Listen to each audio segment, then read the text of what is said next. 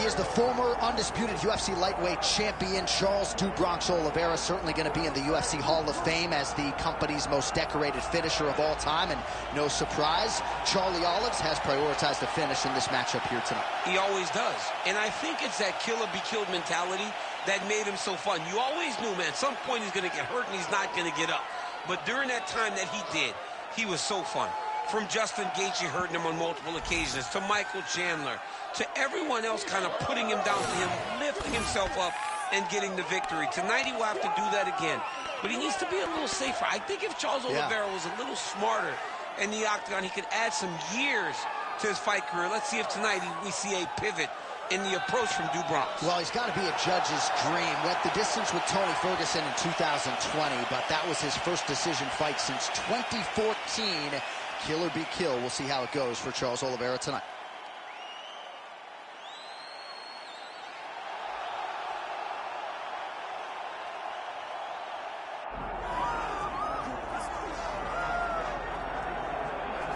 All right, so here is your guy, Funky Ben Askren, one of the most accomplished collegiate wrestlers of all time when it comes to pinfalls. This is a guy whose skill set has translated very well to mixed martial arts, and a very interesting UFC debut for Ben Askren, and have it no other way. Ben Askren won that fight against Robbie Lawler in the most Ben Askren type of way. Yes. With a bulldog choke. He got slammed on his head, didn't go out, got up and got a bulldog choke to finish. A two-time Hodge Trophy winner in wrestling, which is essentially the Heisman. He won that 2 years in a row on the Olympic team. I would wrestle Ben Askren myself when we were at the Olympic Games in Beijing, and you cannot understand the strength and the awkwardness of Ben Askren until you have felt it. He is truly a special athlete. All right, both fighters have graced the octagon, and that means we are ready to go with live action from the Scotiabank Arena here in Toronto, where some of the best fans in all of MMA have come out to see our fights here tonight. Our tale of the tape for this heavyweight fight. All right, now for the introductions, we go to Bruce Buffer. Ladies and gentlemen, this is the main event of the evening. It's time! 5 rounds in the UFC heavyweight division. Introducing first, fighting out of the blue corner, presenting the former UFC lightweight champion, Charles "Do Bronx" Oliveira. And now introducing his opponent, fighting out of the red corner, Ben Funky Askren. One of the best in the business, Herb Dean, is our referee tonight. All right, so here we are, Scotiabank Arena, Toronto, Ontario, Canada, the TO, baby. Nothing quite like calling fights in front of these live crowds. One time I almost defended my belt in the 6 against Anthony Johnson. I was injured, wasn't able to compete, but Max Holloway once again showed what a champion he is by defeating Anthony Pettis in this great arena. Well, straight right hand has been a good weapon for him. He misses with it there. Oh, guillotine here. Oh, submission defense on full display there. He said that he was very aware of what this guy brought to the octagon, and it showed in that defense. Oh, he's setting up another submission now. Oh, he's got that submission tight now. How did he get out again? I have no idea how this guy has not tapped yet. Well, he has expended a lot of energy going for these submissions tonight. I'm not sure his opponent is actually submittable. No, it doesn't seem like it, because every time he goes for a submission, he gets close, or at least he expects to get close. But his opponent is so on his game that he's not giving him much to work with. This has been a beautiful display of grappling offensively, but also defensively. All right, so not enough action there on the ground. The referee brings the fight back to the feet, and we are back underway. Let's fight, come on. Oh, nice body shot. He's got great kicks also. He needs to be throwing more kicks in this fight. He hasn't thrown many at all.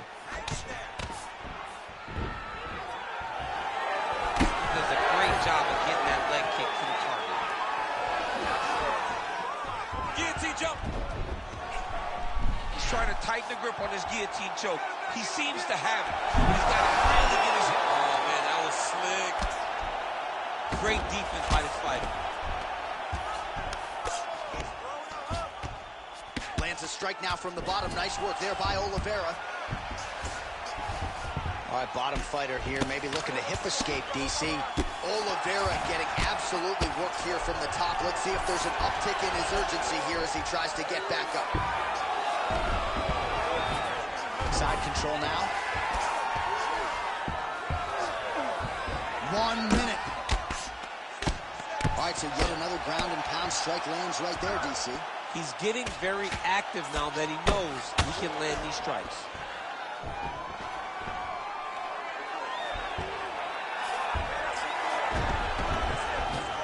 All right, side control now. We'll see if he can advance position. Great submission defense.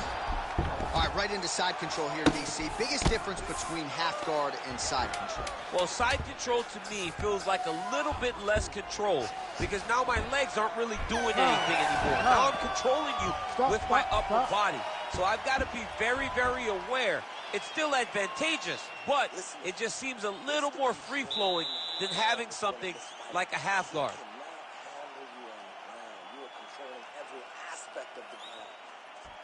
All right, let's take a look back at some of the replays from that last round.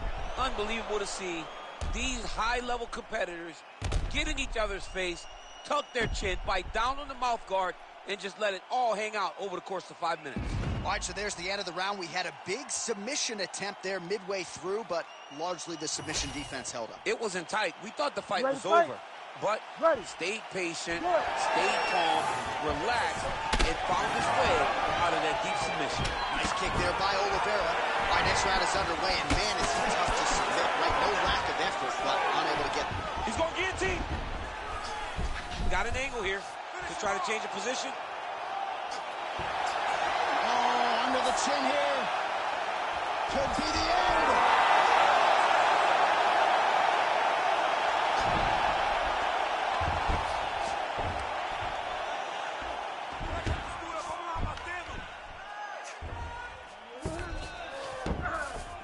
Yes, smart adjustment, yep.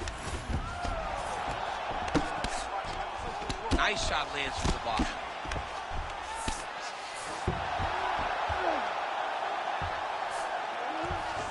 Oh, watch the arm here. Ooh, arms in tight. He's got it locked in. Oh, he escapes. He got out. Wow, that is great submission defense. All right, north-south position here. We'll see if the crowd can be mature about this, DC. All right, he's got side control here, DC. You know, he's got a lot of different submissions in his arsenal once this fight gets to the ground. Oh, that looks tight. Darce choke is in tight. He's got to be very patient, though. He does not want to rush this if he wants to finish the fight. The sheer will is really remarkable to watch. Oh, somehow, some way he got out. These guys are back and forth, but the submission defense wins this transition. Just over 2 minutes to go. Oh, good ground and pound here. And there it is, another strike on the ground, gets through. Oh, right into mount. Postures up. Ooh, and he lands a brutal strike to the head.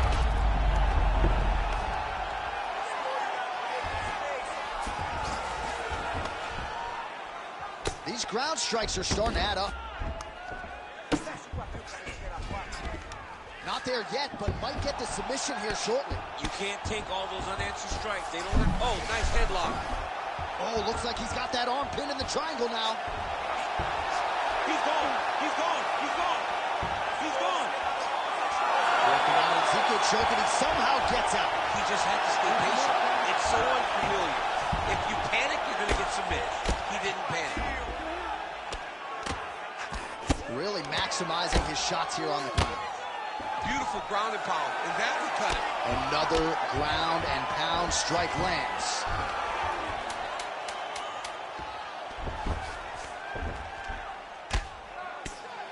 2 rounds in the books.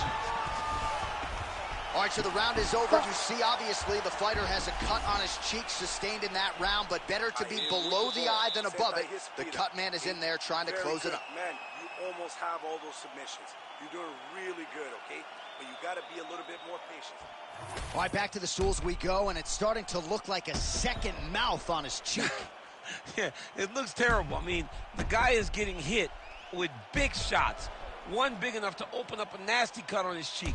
While it's in a better spot, it still is very difficult to deal with. Like if he absorbs another strike on that cheek, he might actually be able to eat through that cut on his cheek. I'm just saying. He's got a big mouth. Third round underway. Fast jab lands it. All right, different round, but same approach out of the Brazilian Jiu-Jitsu fighter. I'm not sure if there is an injury, but his ground game is so strong, he hasn't made any effort to take the fight. I don't understand when you possess that skill, when you're so good on the ground, he's so strong in positions, he does such a great job of finding submissions. I don't know why he wouldn't spin the vast majority of the fight there. Tonight he is fighting a very confusing style of fight, and I just don't get it. That was a slick transition.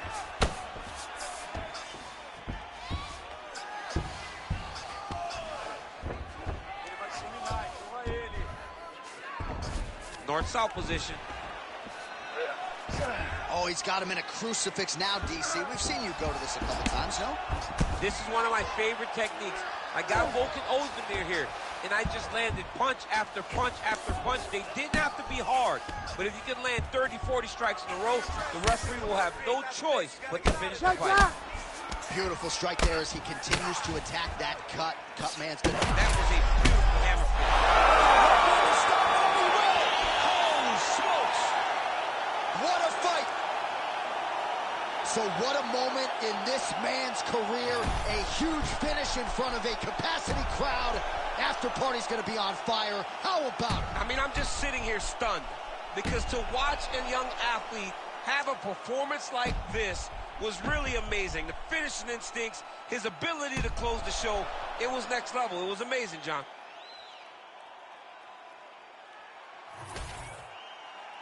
We get the official decision from Bruce Buffer. Ladies and gentlemen, referee Herb Deans called a stop to this contest at 2 minutes, 6 seconds of the third round, declaring the winner by TKO, Ben Funky Askren. Well, there he is, the man of the hour.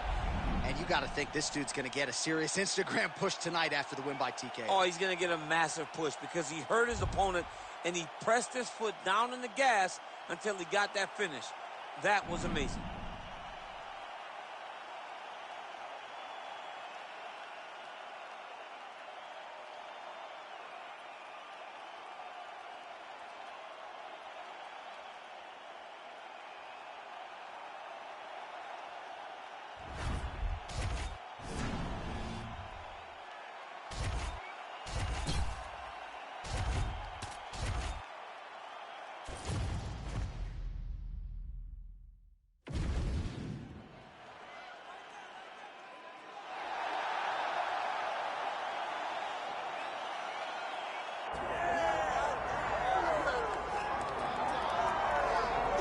All right, so here's the young upstart, Raul Rosas Jr. I'm not sure that any fighter has taken this fan base and this sport by storm the way this 18-year-old has over the last 12 months.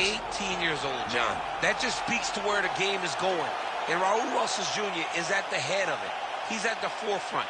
He's a kid that started off as a striker, but once he wrestled someone and got really stuck, he realized he needed to round out the skills. He had to be about 12 years old.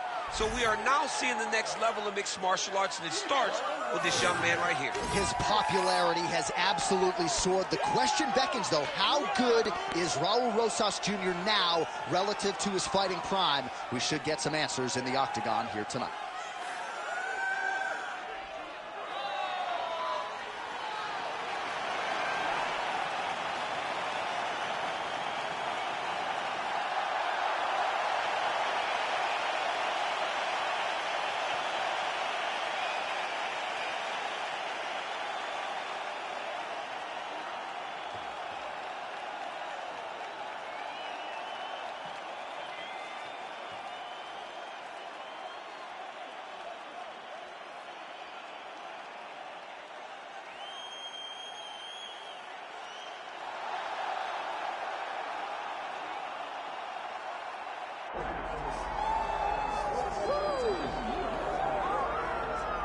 Well, you had to feel good for the action man, Chris Curtis, when he finally signed with the UFC in 2021. Some doubt had started to creep in, right? He was 26-8 at the time, but clearly the action man, Chris Curtis, belongs in the big show. Well-rounded player, undeniable power in both of his hands, great striking defense as well. There have been some weird circumstances in his career, the Kelvin Gastelum fight, but ultimately Chris Curtis believes he's one of the best middleweights in the world. Most of his peers believe in that statement as well. Now's the chance to prove it. We'll see what Curtis does.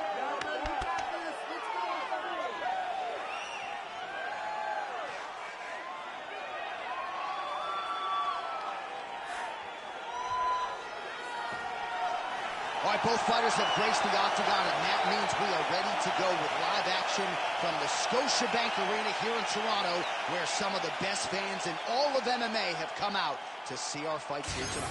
And now our tail of the tape for this heavyweight fight. All right, now for the particulars, here's Bruce Buffer. Ladies and gentlemen, this is the main event of the evening. It's time! 5 rounds in the UFC heavyweight division. Introducing first, fighting out of the blue corner, Raul El Niño Problema Rosas Jr. And now introducing his opponent, fighting out of the red corner, Chris Action Man Cortez.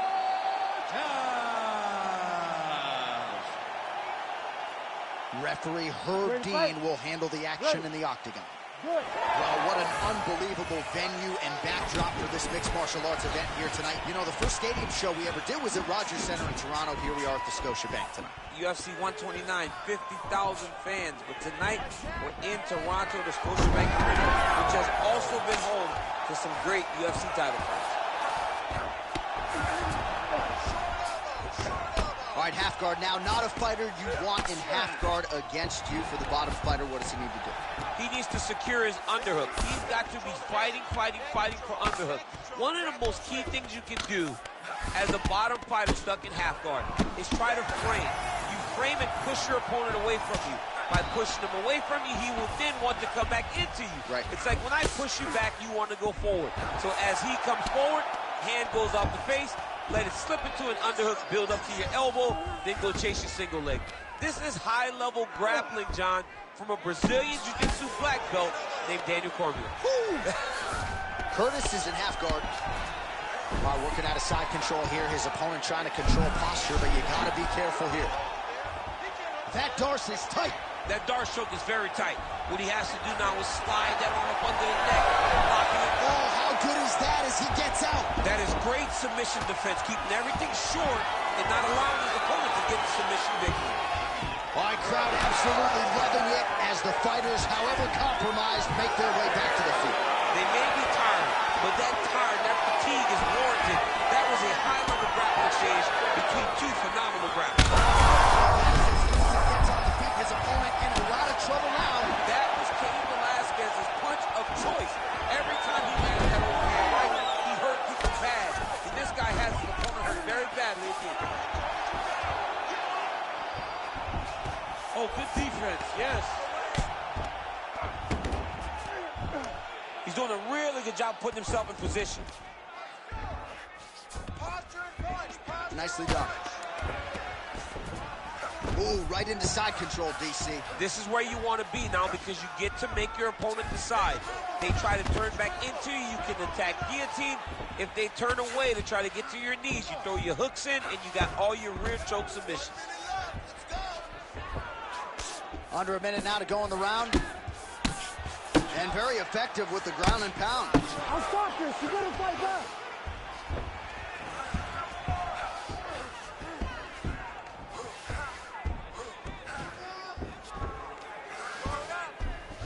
Darce choke attempt here. That Darce choke is tight. Oh, now he bails on the submission. Nice transition. He got him flat on his back.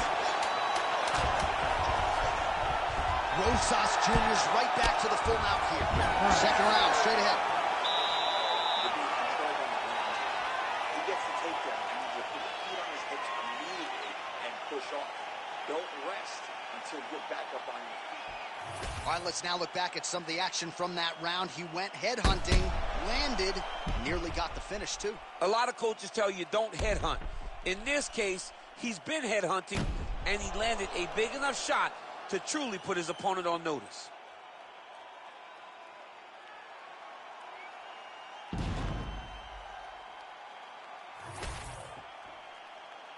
You ready to fight? Ready. All right, let's get to round 2. Oh, nice straight punch there. Must be nice to have a reach advantage like this, DC. Good straight hand there by Rosas Jr.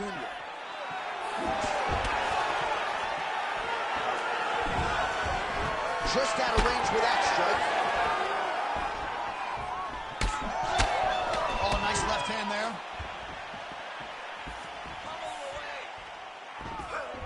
Oh, and there's the double leg takedown, DC. That is just too good, too easy. Too good, too easy. The timing was just too good. Before he could even defend, he's already off of his feet, going backwards. It's hard to run backwards, and that's what happens when this guy hits his double leg. Great shot from the top position. Another ground and pound strike gets home. He's got to be careful here. Oh, he's got his back. All right, so perhaps he's going to have to address something defensively. There is a legitimate cut around his eye. Yeah, he got cut on the eye from that last strike. He's got to pay attention now before it gets worse.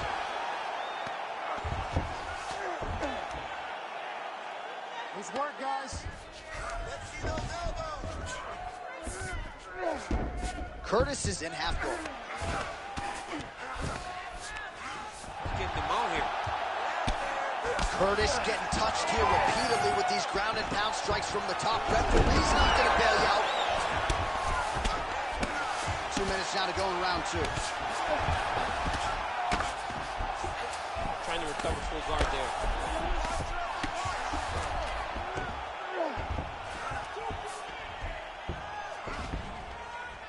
Well, he's staying pretty effective here, fighting off of his back. Nice strike landed there by the bottom by Curtis.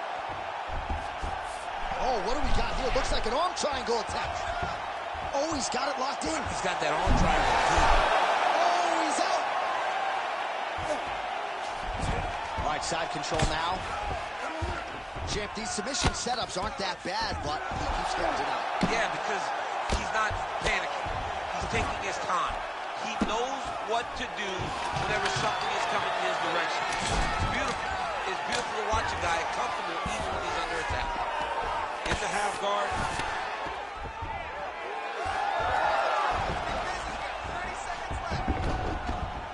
Now inside the closed guard. And he's going to try to find ways to pass and move to a submission. Rosas Jr.'s back in half guard.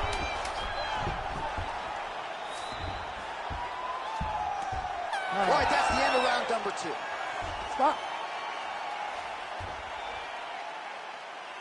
You lost that round. You're losing the fight. You need to get yourself back in it. Shake yourself up. I need you to stand off that stool, ready to go out there and win. You're better than...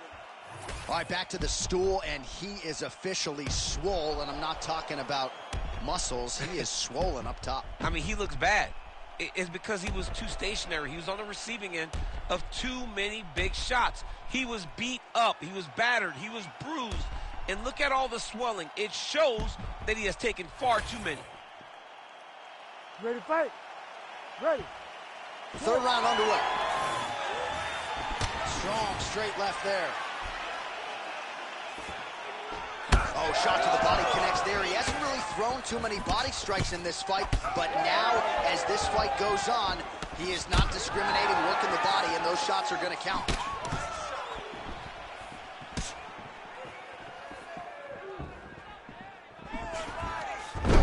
Rosas Jr. gets the single leg takedown. Nicely done there. He passes to half guard. That was nice.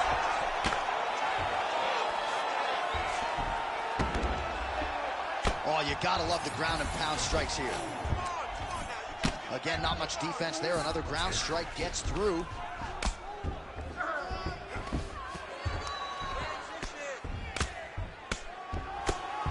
Pretty good ground and pound by him here. He told us on Thursday he needed to be more effective in these situations. Certainly effective. All right, he's got the hooks in, DC, working off of his back. Now look for him to attack the neck of his opponent to try to get the rear choke. Well, working pretty effectively from the top here. Nice ground and pound by Rosas Jr. There it is. Now he's on the mount. Under 3 minutes to go in our third round. He has controlled the position, postured up, and landed another strike that is causing swelling.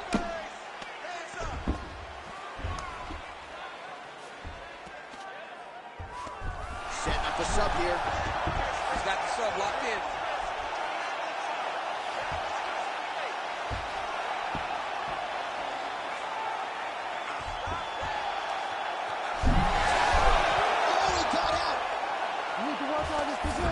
All right, so he gets back to his feet after that extended battle on the ground, and the crowd is loving it. The crowd's going crazy because they appreciate high-level mixed martial arts, and that's exactly what you just got.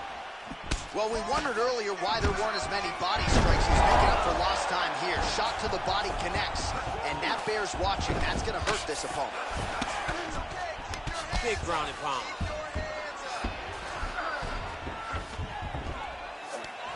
Now he's going full mount.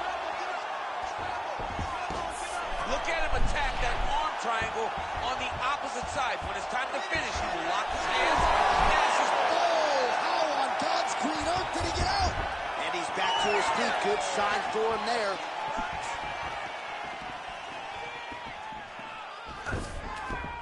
Oh, he got to his spot. Pretty good work with the ground and pound here by the king of combat, Chris Curtis. Man, look how flexible those legs are. He's got them in rubber guard. I don't think I could do that if I tried. I mean, John, don't sell yourself short. You just might be able to do it. But if you do, John, you're doing it with the idea that you're slowing everything down as a defensive fighter. There are submissions, right? There are submissions, but they're very rare submissions that we don't see used very often in the UFC. You're doing great, man. You're controlling him everywhere on the ground. You were close to submitting him a couple times there. All right, let's get you some pictures from that previous round, DC. A lot of good work with the ground and pound striking. Yeah, he was able to control posture, get himself postured up, land big ground and pound as he ended the round. What a great finish to a fantastic round.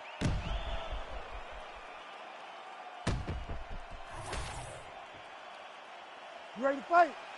You ready? Fourth round, fight scheduled for 5 5-minute rounds. That's a big strike right there.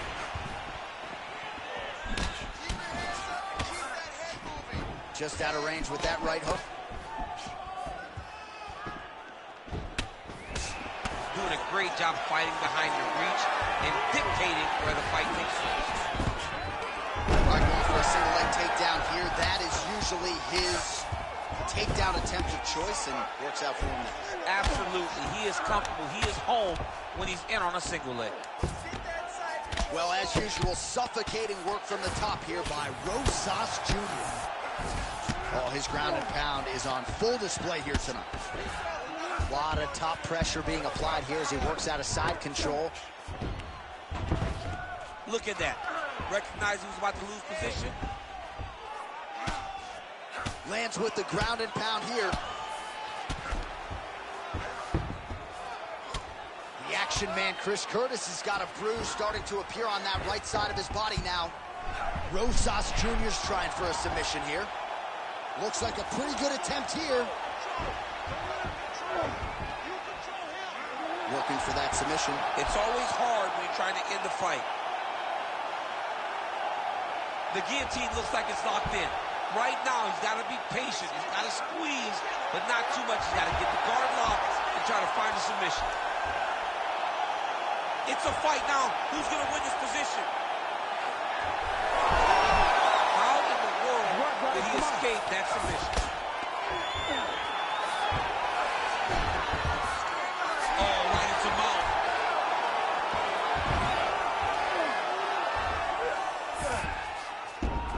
Nice transition. Inside the closed guard now. I mean, he went right into his full guard. What does he do to try to advance himself to give him more of an advantage on the mat? Well, he's worked very hard on this part of his game, and these ground strikes are really starting to take their toll. Look at him attacking that guillotine. That guillotine is tight. This is some exhausting work, man. I mean, it is so tiring to be fighting in this way. So much wrestling, so much grappling, expending all this energy, trying to hold the guy down. I mean, no takedown is not fault. No reversal is not fought. Everything they're doing is fought to the very last minute before it gets given up. Well, the ground and pound is there once again. Strong work here by Rosas Jr. Oh, he's got to be careful there, yep. Pretty good head movement. He's avoiding a lot of these ground strikes.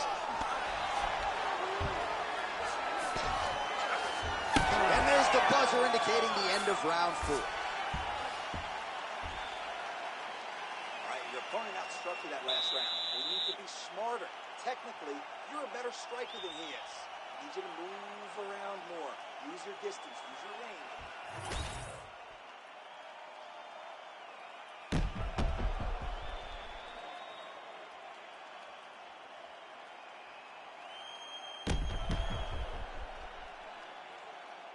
All right, so a wild round and a wild sequence there on the ground, DC. Talk us through the highlight. Yeah, man, you see two high-level grapplers going after it. One guy gets an advantage, the other guy always has a response. We thought it was over. A lesser opponent would have been submitted, but these two are two of the best grapplers in the entire UFC.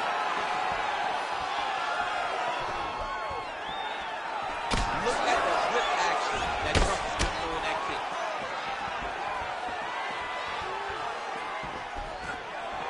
Ooh, head kick lands, he's hurt. Oh, he lands another strike to the body, really starting to connect on a lot of shots to the midsection, and these will take their toll as this fight goes into the latter rounds.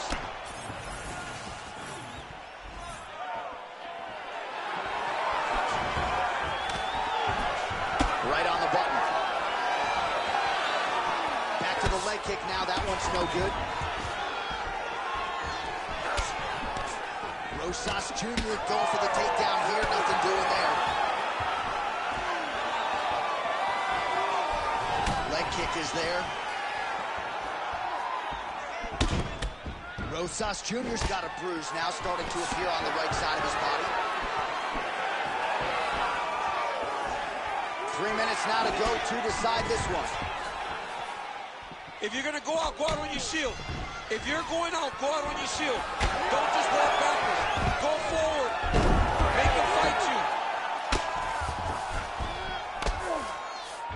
Nice move in the half guard. Shades of Daniel Cormier slicing through that guard. Unbelievable. Rosas Jr.'s now trying for the Kimura. Oh, that Kimura looks tight. Oh, the submission defense holds up. He gets out. He said that he was ready for everything that would be thrown at him.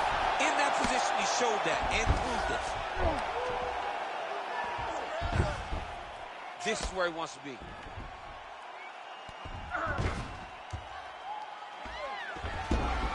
All right, he's got the full mount now. Is this one of the most dominant positions in MMA? Is that fair to say? It's a very dominant position. It's one of the most ideal positions you can get to, especially if you are fighting someone that doesn't truly understand that they're not in as much danger as they are, because it's dangerous, but there are a lot of outs, and if a person isn't very understanding of that, then you can really, really put some damage on them. Great submission defense on display tonight.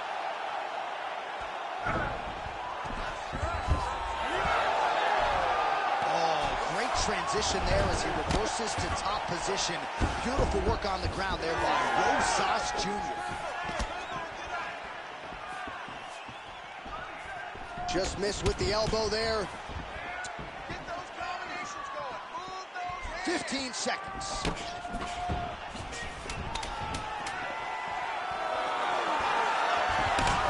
Huge block there. Oh, what a finish to this one as we go the full 25 minutes. Stand and cheer, ladies and gentlemen.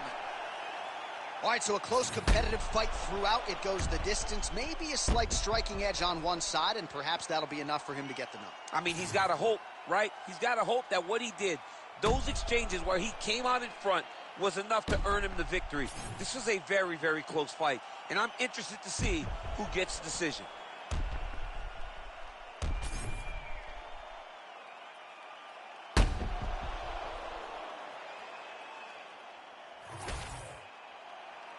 Official decision now in. The buff has it. Ladies and gentlemen, after 5 rounds, we go to the judges' scorecards for a decision.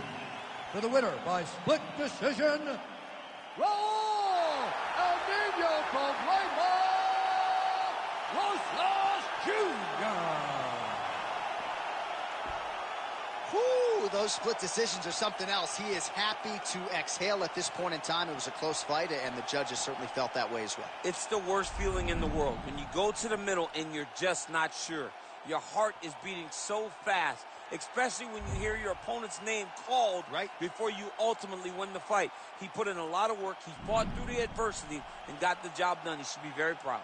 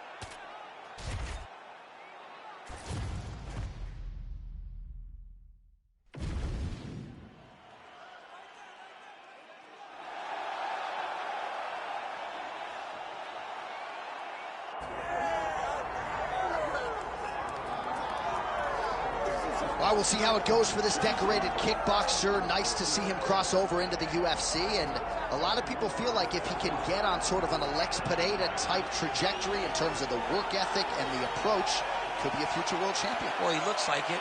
He seems to have all the skills, and he says the right thing. When we were talking to him the other day, he spoke about all the time they're spending in the gym working on the wrestling, because he knows that the kickboxing is embedded in him. He has done it so long, he can do it on cruise control, but the wrestling has improved. And he said because his wrestling's improved, guys are going to have to stand with him. And when they have to stand, he said the lights will be shut off. Yeah, I cannot wait to see him perform. Dude's got power everywhere, and that's why a lot of these fans have traveled far and wide to see him compete live here tonight.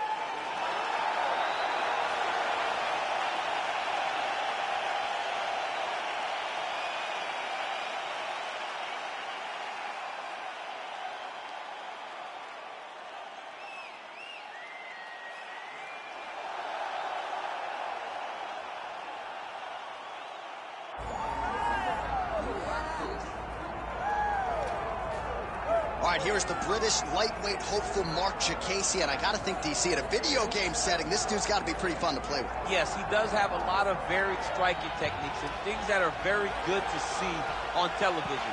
So as your button masher, Mark Diakiese's doing jumping double kicks, so he would be a fun guy, but ultimately, you don't get those skills in the video game unless you possess them in real life, and Diakiese possesses those striking techniques that allow him to be as exciting as you see him on your television screen right now. Took some of the pressure off with a recent win over Joseph Duffy. Mark Diakiese back looking for another win here tonight.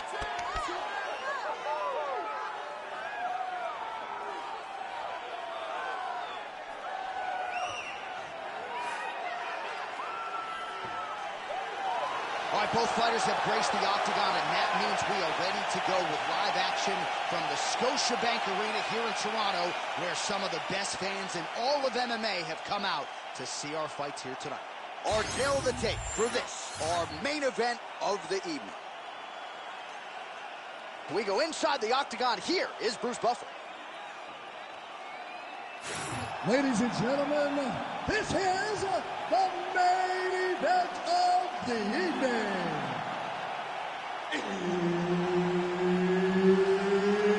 It's time! 5 rounds in the UFC heavyweight division. Introducing first, fighting out of the blue corner, Randy Rude Boy Brown. And now introducing his opponent, fighting out of the red corner, Mark Bone Crusher Diakiese. Herbert Dean's in the building. He is the third man in the octagon tonight. Dateline, Toronto, Ontario, Canada, back at the Scotiabank Arena. There's been a lot of UFC history in this building already. You know, a lot of UFC history, but the main event has always been 2 guys. Whether it's John Jones versus somebody or Max Holloway versus somebody. Those guys have made this arena a second home for their careers. And that punch no good. Countering with the jab here, but a nice job blocking it by Diakiese. Just misses with the right. Oh, nice. That was a hard body kick. That is, oh man, this dude is good. Big strike lands. Now he was trying to chase down that kick. Oh, high kick. He's hurting him bad, man. That right hook is nasty. Oh, that was a really nice takedown. He passes the half. Right into side control. Fighter trying to pass here, but gets denied. Gets denied. Great job, great recognition of seeing what your opponent was trying to do. Guy's trying to get to the darts here. Oh, Darce choke locked and loaded. Oh, he got out. How good is that? This guy is so aware. He never leaves anything long to allow for himself to get subbed. Just over 2 minutes, round 1. continuing to stay busy here on the ground. Oh, nice. Now drops inside that closed guard, DC. Full guard. Let's see how patient he is as he attacks a submission or big ground and pound. I need you to scramble. Scramble. Jacasey's in half guard, making all these shots count.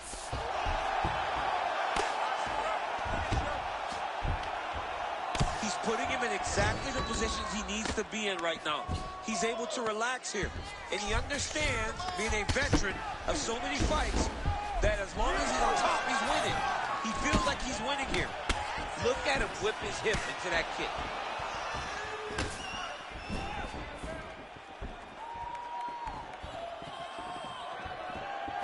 Oh, body kick attempt here, it's no good. Oh, man, he's hurt. So under 30 seconds to go in what has been a pretty entertaining and active first round. Oh, man, good stick to the body.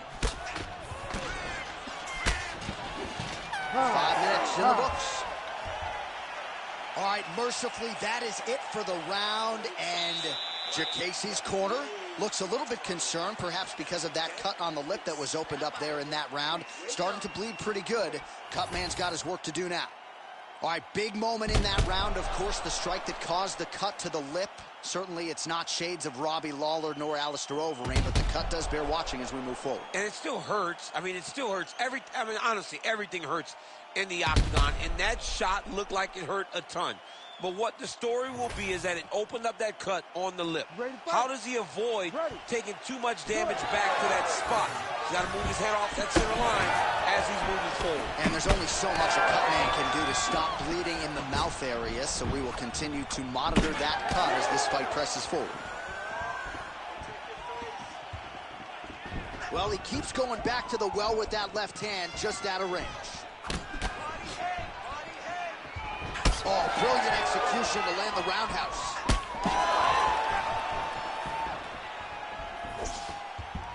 Big shot lands for both guys. Ooh, he landed a huge hook there.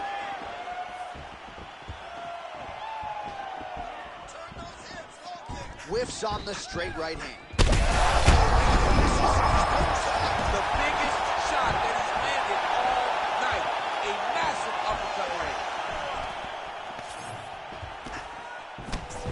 Well, I'm no fighter, but if I run Back these two guys are trading huge shots. and he comes through with a big knee. Man, what a fight. Jacasey gets tagged by that stiff jab. Defense not there for him thus far tonight. Oh, flying knee to the head.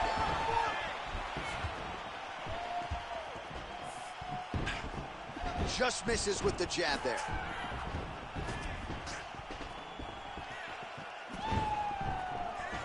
Nice little short uppercut there. Oh, beautiful jab by him there, really taking advantage of what is an obvious edge and reach. Quick jab.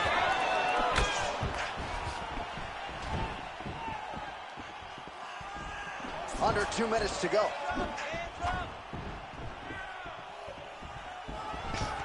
Take it for a ride.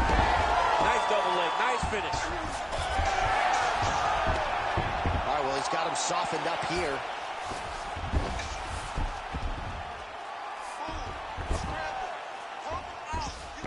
Side control now, DC. A lot of options at his disposal from here. Working off of his back here. Looks like he may try to hip escape. Drop step going for a submission now, or so it appears. He's looking to finish, John. Yep, that guillotine speed. Oh, great submission defense. Well, the ground and pound has been on point tonight. Good work here by Jacasey. All right, so now we start to see some redness underneath the elbow. You got to think he's going to continue to attack the body with all of his strikes. Well, his opponent has not done anything to deter him. He should keep doing this, keep going to the well until his opponent finds an answer, because right now, he seems lost to it.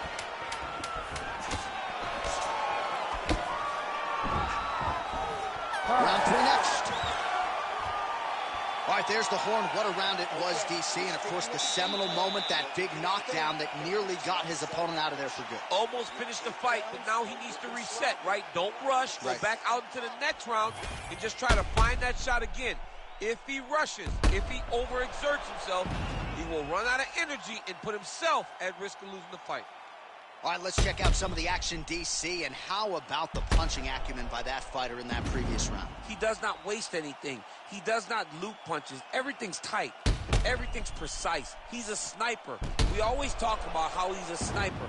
He is a sniper, and it showed in that exchange that allowed him to drop his opponent. You ready to fight? Ready. Third round underway. Oh, that kick is good. Punching case.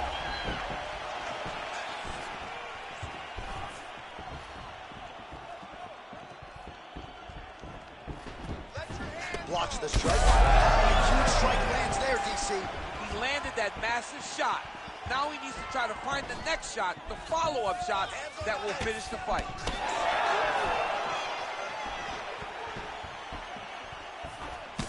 Big power shot there. All right, so now blood is a factor. You see that he has been opened up in that eye area. Yeah, he's got hit in the eye, and now there's a cut. But it's nothing to worry about too much now. But he's got to be very careful with it as we go forward.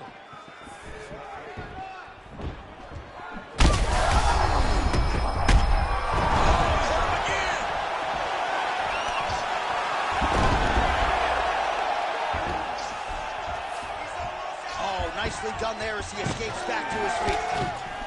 There it is, another strike to the body. That has been a big storyline in this fight. We'll keep an eye on it as the bout continues. You know, we'll keep an eye on it. But the person that should be addressing it is his opponent. His opponent isn't doing anything to deter him from doing this constantly. He has got to change something if he wants to fight this fight and win this fight. Oh, he's really starting to apply pressure on his opponent here. Different approach here in the last couple rounds, and it's the exact sense of urgency that you want to see from a fighter. Take the judges out of it.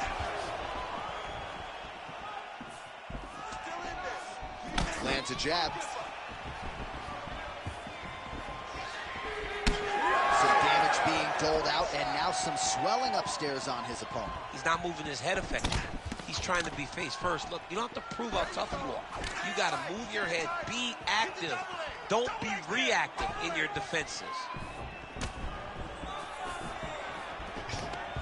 Big double leg, level change. He passed the half guard. Close guard. And there you go. Again, half guard. Good, solid strike on the ground. All right, feet on the hips here. Bleeding from his cheek now. Getting him out here. Yep, got to be very careful there. 45 seconds remain in the round.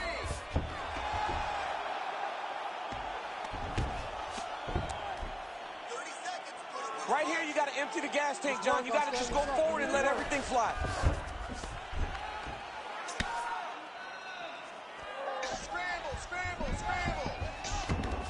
Final seconds of round 3.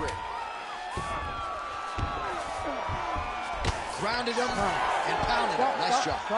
That's 3 rounds in the can. We're headed to the championship rounds.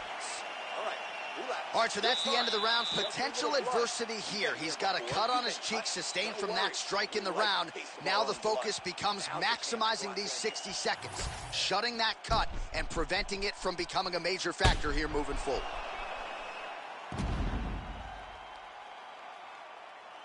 All right, so there's the end of the round. Few things in MMA more devastating than a head kick, and nearly produced a knockout for him there. We talked to him earlier in the week, and he talked about chances to take the kicks high. He got a chance, he took it, he landed that kick and almost got the fight finished. Let's see if he can go and do that again. You ready to fight? Ready. All right, here's round 4, fight scheduled for 5 5-minute rounds. And he switches to southpaw. What a connection by him there. His opponent could be out of here soon, DC. He's almost done. I mean, when you get hit with a shot like that, You don't know whether to run, hide, grab, or wrestle. He's confused. He's as confused as he was on his first test in elementary school.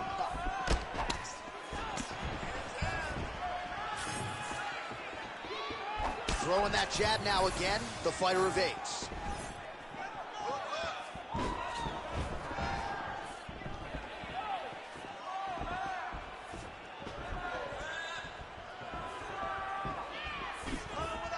So he's really starting to put together some significant body shots here. These are going to take their toll as this fight goes on. Oh, he smells blood in the water. Got to start looking for the finish here. Oh, we're getting a finish here. Big knee there.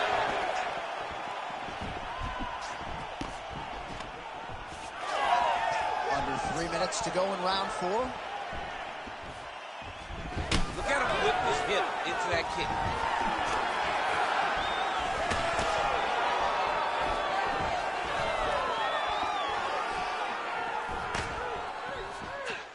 They're so evenly matched. They're going tit for tat. Just out of range with the straight left hand.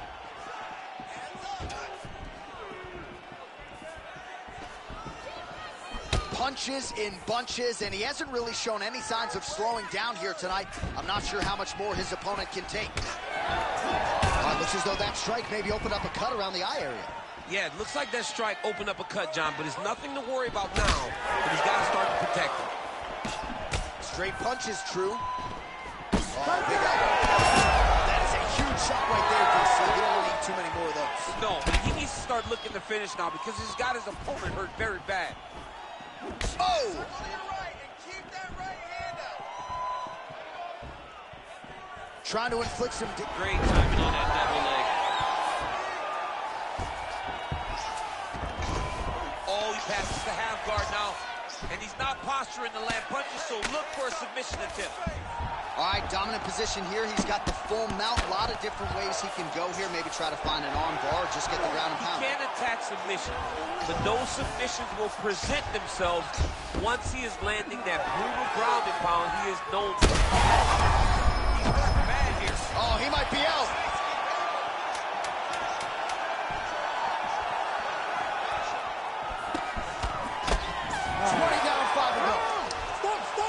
So the round is over, and you see the cut man not wasting any time as the fighter makes his way back to the stool. The cut man will try to shut that cut on the bridge of his nose and prevent it from becoming a factor here moving forward.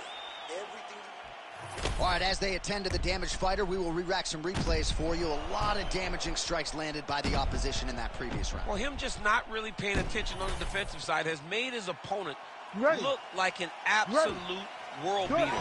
He's a good fighter, but he has never looked this good. And now his opponent in a world of trouble.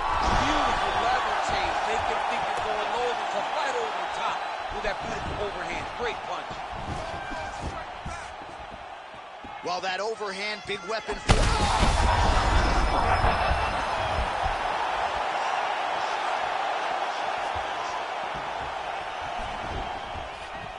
Whiffs on that offering.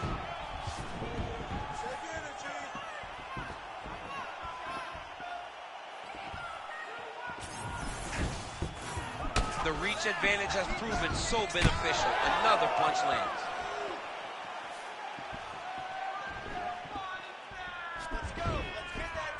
Nice jab there. Well, this fight's been pretty crazy thus far. Both guys doling out a lot of damage, and neither seems too bothered by it. On that punch right there, his opponent's compromised, DC. It's one thing to land a hard shot. It's another thing completely to land a perfect shot. And that was a perfect shot. All right, he's been very clean with his hooks on the feet here tonight, and it's the way he set it up that has really impressed you. Yeah, it's very impressive. Oh, nice double leg, yes.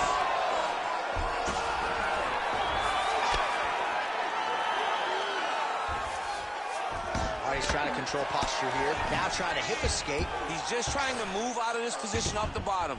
Oh, he's got him in the crucifix now. A lot of body weight from the top position. If you're on bottom here, this is not a good place to be. You have got to free one arm. You cannot worry about both of them. Get one. Oh, Kimura attack. Yep. Oh, he's got the Kimura position locked in now. Oh, he's out. All right, working inside his opponent's guard here. You cannot sit in these jiu-jitsu guys' guard. And you can't have one arm in, one arm out. Guys can start throwing up legs, chasing triangles. All right, so he's got the ground and pound game going here. Well, we got a lot of blood now, ladies and gentlemen. I think my mother just turned off the TV, but every time that area gets targeted, that cut is getting worse and closer, theoretically, to the end of the fight. Yeah, and, you know, when you got a person like this in front of you that is so good at what they do, when you are bleeding like this and the work is shown. He's having his way with him here. Most fighters will tell you offensive wrestling is the hardest, most exhausting thing. Especially if you're just running the guy over. Johnny Lee just gets up. 20 seconds to go in the fight. Now into his mount.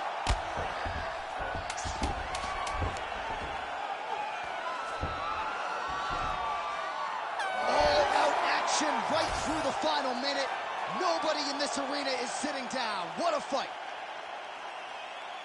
The official decision is in. Bruce Buffer has it. 5 rounds, we go to the judges' scorecards for a decision. All 3 judges score this contest 49-46. For the winner by unanimous decision, Randy Rude Boy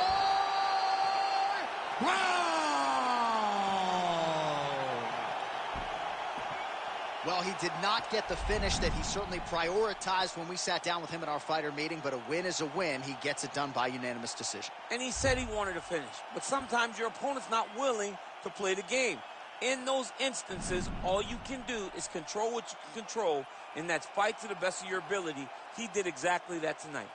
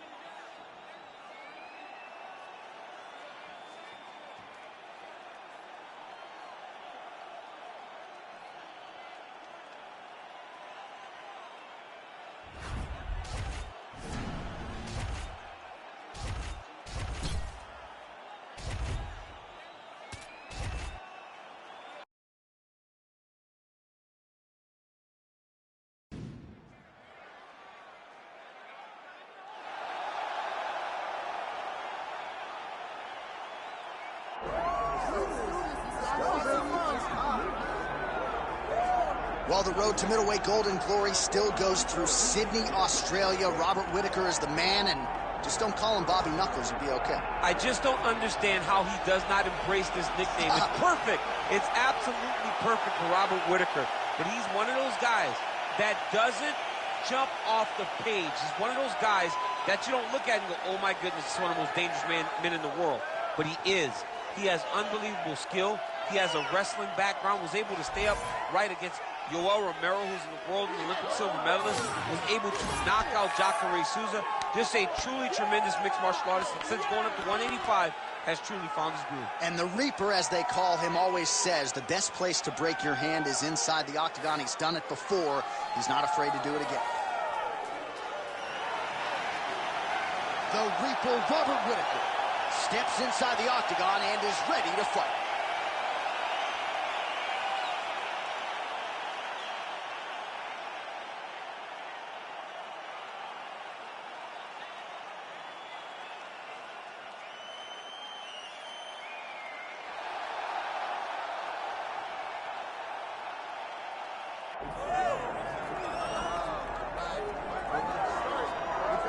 Well, he's never held a UFC title, but he has every other record you would like to have in the UFC. Most wins, most finishes. He is the perennial contender, Donald Cowboy Cerrone. And this recent form he has shown since becoming a father, arguably the best of his storied career. The very best Donald Cerrone we've ever seen. And the reason he has so many records is because he's a guy that really embodies the term anybody, anywhere. You bring an octagon, you put it in the middle of an arena and invite Donald Cerrone, he will show up and he will give you a fantastic performance. Donald Cerrone is every man's favorite fighter, and rightfully so. When he has faced adversity in his career, he has come through with flying colors. See the win over Yancy Medeiros that stopped a skid. Donald Cerrone with momentum, back on the proving ground here tonight. Donald Cerrone has graced the octagon. We are set to go for our main event of the evening.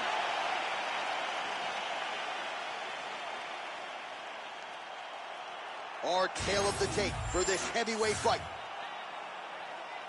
To get us started with the official introductions, we go inside to the veteran voice of the octagon. Here's Bruce Buffer. Ladies and gentlemen, this is the main event of the evening.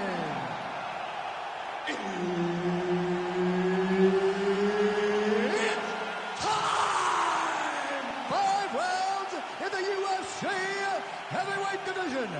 Introducing first, fighting out of the blue corner, presenting the former UFC middleweight champion of the world, Robert the Reaper Whittaker. And now introducing his opponent, fighting out of the red corner. Ladies and gentlemen, he is a member of the UFC Hall of Fame, Donald Cowboy Cerrone.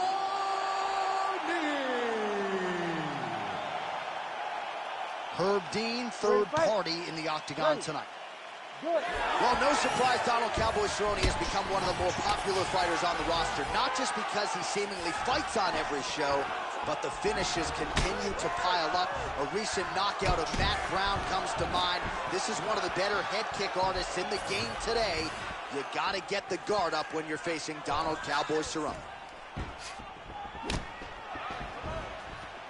Oh, nice jab there by Whittaker.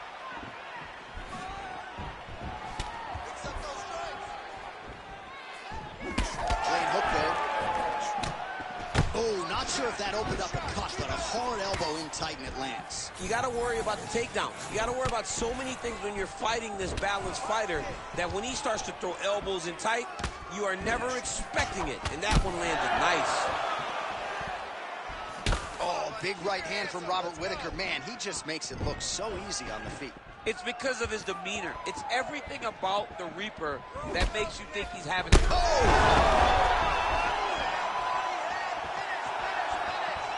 Nicely done as he lands a kick to the leg. We march on, 3 minutes to go. Well, he rocked him, but couldn't finish it. He rocked him, he hurt him bad. He couldn't find that one shot to close the door. Could not shut the lights off. And now he's tasked with trying to find that shot again. All right, so that opened up a cut around his eye area. He hasn't moved his head well. He was taking shots too clean, and now a cut has opened up.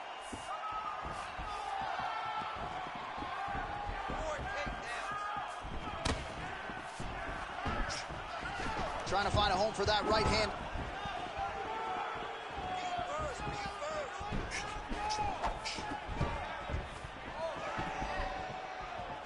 Oh, nice. Nice. And he has a great double leg. My goodness, he has a great double leg. Well, good dexterity and movement here on the ground to avoid any further damage, courtesy of that ground and pound. Nice job off of his back by Robert Whittaker. Big ground and pound. Cerrone's pass is denied. Under a minute now to go in the round. Print the shirts, ground and pound. Posturing up now. And now the damage is about to start. Cerrone's in half guard now. All right, operating inside the closed guard now. Cerrone going to work here from guard. Nice combination there. Everything he throws is with fight-ending intentions. Seconds winding down in the opening round. Lands the ground and pound strike. Round 2 is next. Well, he showed off his powerful striking there with a knockdown. Great round from Whittaker. He was all over you, but you're better than that. Come on now, let's shake it out. Let's get back in there. Let's get back to the game plan. Hands high, work behind the jab. All right, so there's the horn signifying the end of the round. We had a knockdown there, but not a knockout. No, it wasn't a knockout, but you can't take those shots. That big punch landed, and it sat him down. If he gets hit with another one of those, it might be good night, Irene.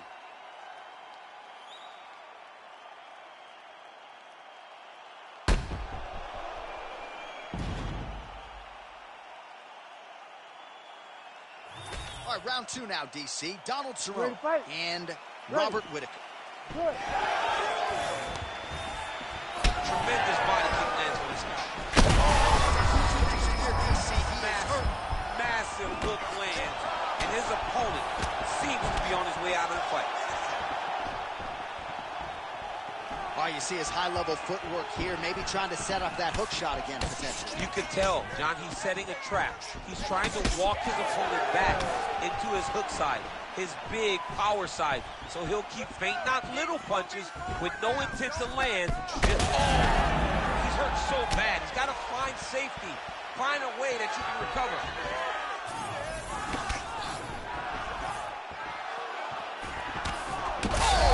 They're going at it here. Huge shots landing on both sides.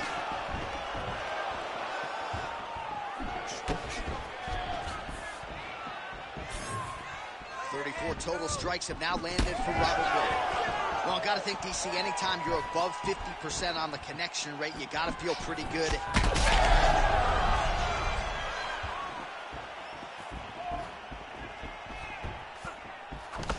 What a beautiful jab landing there. Under 3 minutes now to go in the round.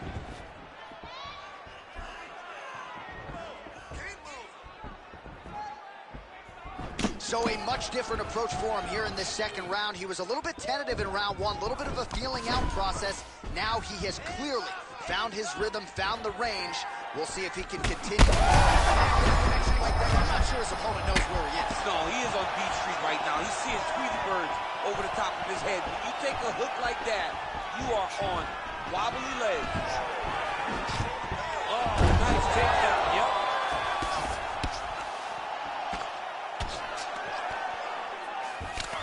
Well, pretty good work off of the bottom here by Cowboy Cerrone. Great job landing from the top position. Oh, how about that reversal by him there? Well, he's got his back now.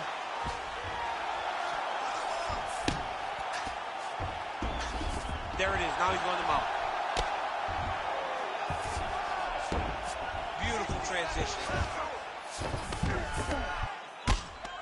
Really good job to land these strikes from top position. And another strike from the top lands for him. Trying to pass the guard here, but a nice job by the bottom fighter defensively. Bottom fighter did a fantastic job of following with his hips, making sure he blocked any attempt to get past his guard. Cerrone's in half guard. Massive shot from the top. Oh, nice job to split his guard and get the ground strike home again. And the horn sounds on round 2. Nice job. This striking looks unreal. I want you to keep that up. Put the pressure on. I love the way you're mixing up combinations, just like we drilled in the gym.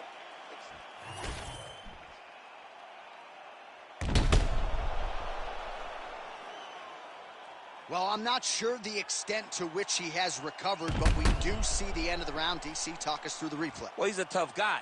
He's going to make it to the stool. He's going to survive unless you put him completely out of there.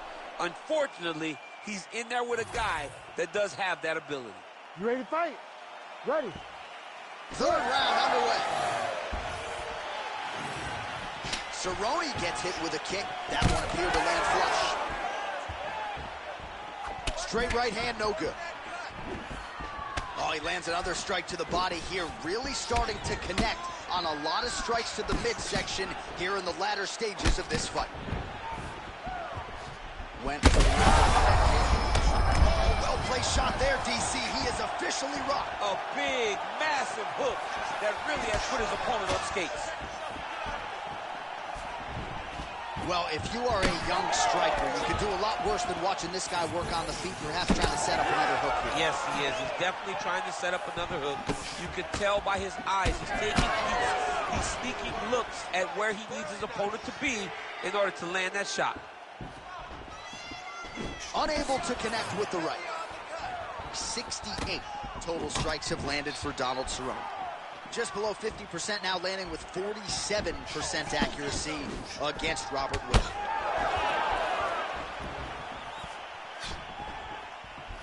Three minutes to go. Nice kick there by Cowboy Cerrone. Oh, misses with the jab. He's hurt. Back to the feet now. Oh, Superman punch. Not always easy to execute. He did so there.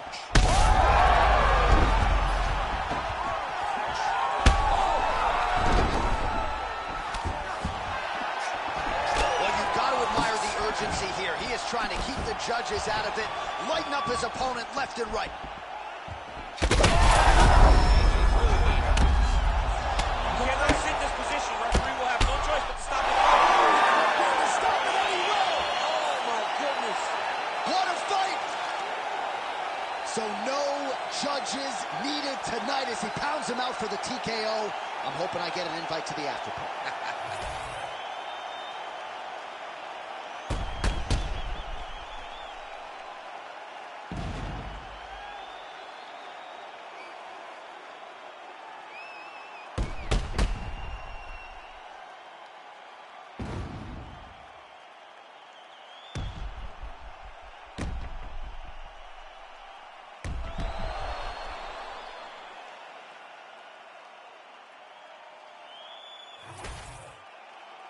And here once more with the official decision is Bruce Buffer. Ladies and gentlemen, referee Herb Dean has called a stop to this contest at 3 minutes, 14 seconds of round number 3. Declaring the winner by TKO, Robert the Reaper Whitaker! Well, he was Australia's first UFC champion, and Robert Whitaker may just be getting going, folks. He has been an absolute force of destruction since moving back up to middleweight, and it is going to take, in all likelihood, a huge effort to knock this guy off of his current streak. A huge win for Bob Whitaker tonight.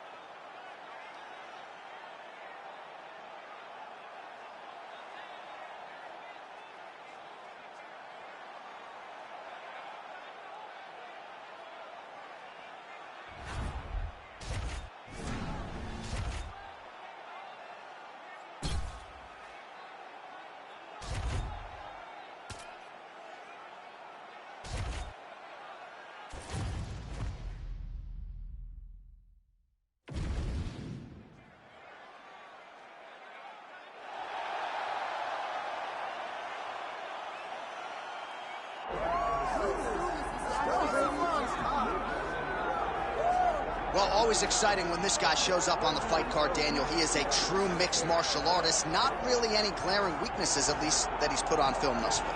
He's the new breed of fighter. Those kids that start doing everything at 6 years old. They start wrestling, they start doing jiu-jitsu, they start to box.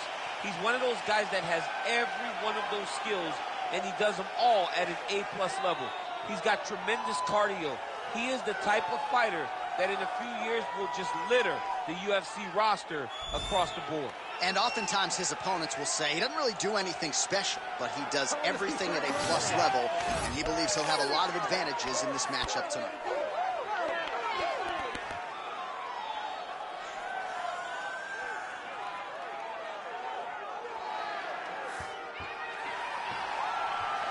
Piotr Yan, ladies and gentlemen, steps inside the octagon and is ready to fight.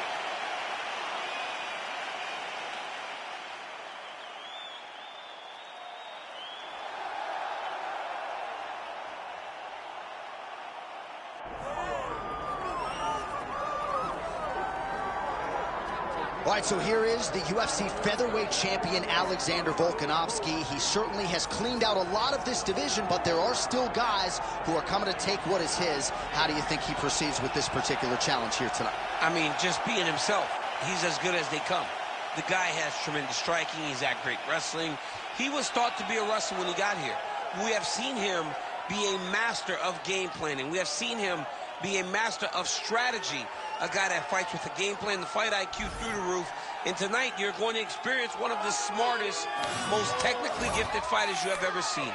Let's see if that's enough, though, because the challenge is very big tonight as he steps into the octagon. And he does so having 4 times gone the full 25 minutes in the UFC. Volkanovski very much has a championship style, and he has got another title fight on his hands tonight. And Johnny, don't get tired. I mean, he goes the distance and seems like he's just running in the park, taking a nice jog on a weekend, fighting the best fighters in the world. And had he stayed in rugby league, probably would have been an absolute beast there too. Savage. Our tail of the tape for this, our main event of the evening. To get us started with the official introductions, here is Bruce Buffer. Ladies and gentlemen, this is the main event of the evening. It's time! 5 rounds in the UFC heavyweight division. Introducing first, fighting out of the blue corner, presenting the former UFC featherweight champion, Pepper No Mercy Yan. And now introducing his opponent, fighting out of the red corner, Alexander the Great Volkanovski. Herb Dean, our referee for this one. Ready. Good. All right, the Volkman, Alexander Volkanovski, at one point in rugby league, he weighed 214 pounds. As you know, he competes at 145 pounds in mixed martial arts, and he has evolved into the best featherweight in the world today. Striking is the focus here tonight, particularly when it comes to the leg kicks. Believes that he can get those calves pretty sore on his opponent here early. Lands to the body.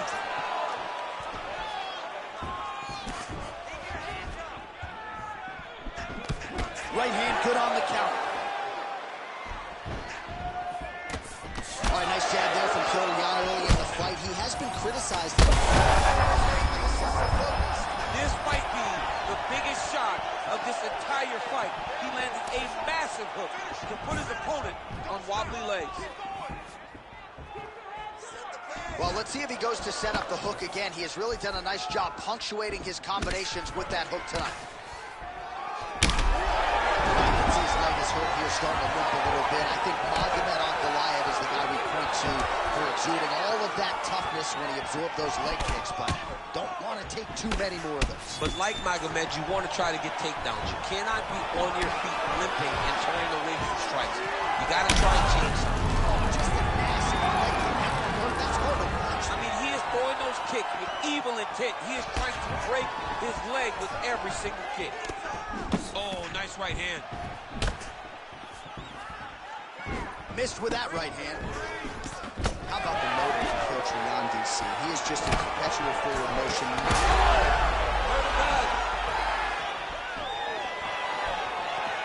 Oh!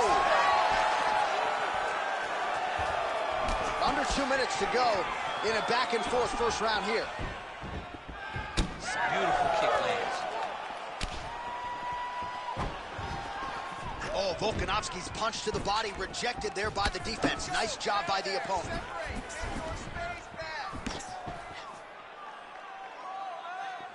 Unable to connect there. Let's go, you can do this. Keep going forward.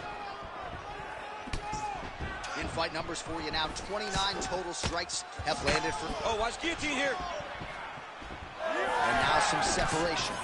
So the Volkman, Alexander Volkanovski. That's a successful blow right there, DC. He's rocked. That was a beautiful hook. It landed perfectly, and it hurt his opponent very bad.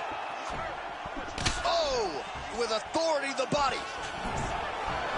Huge left hand. Trying to hammer that lead leg. Final seconds here in round one.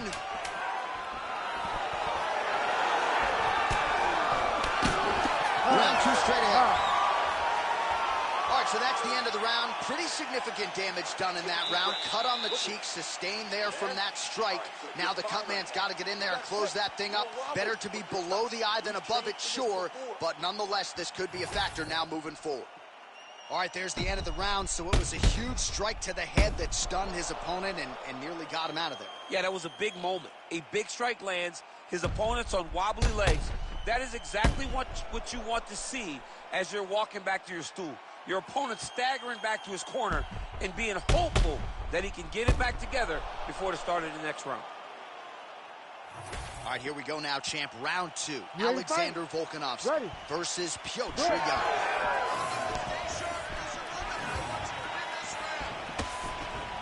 Nice straight punch there. Lands a big elbow there.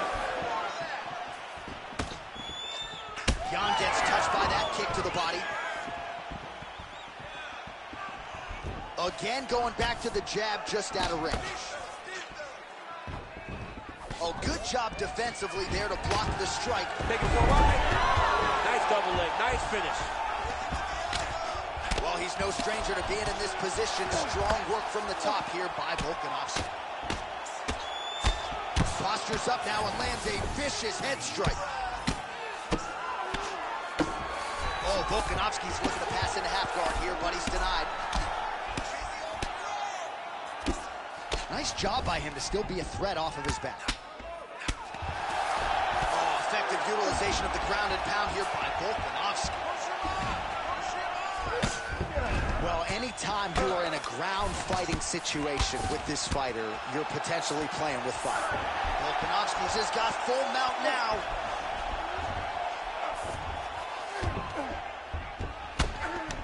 Continuing to work out of the half guard.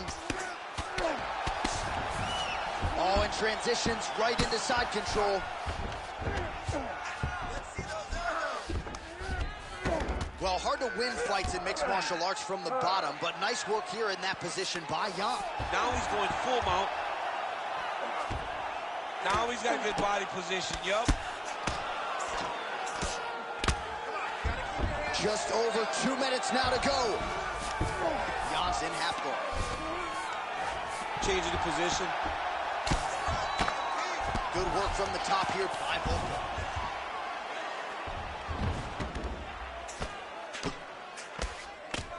These ground strikes really started to add up. There's another one. All right, he continues to bully his opponent here, really manhandling him on the ground. Volkanovski's got the full mount.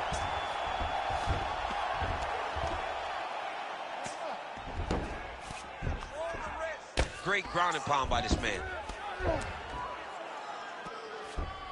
Nice positional control here. All right, 45 seconds now to go in the round. Postures up and delivers a massive ground and pound punch to the head. Another ground and pound strike lands for this man. Volkanovski's has got full mount now.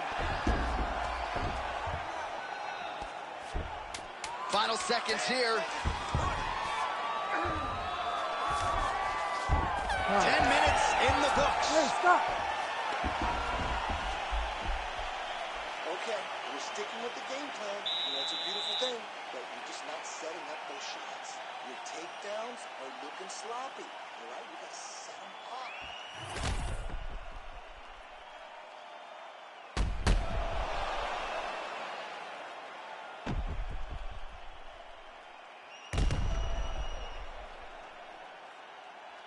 All right, so there's the horn at the end of the round. Multiple takedowns landed for him over the previous 5 minutes. And you know what, John? Even more importantly, look at the opponent now. He's afraid to pull the trigger because he's been taken down so many times. Getting taken down is one thing, but having it happen to you continuously really does make you gun-shy.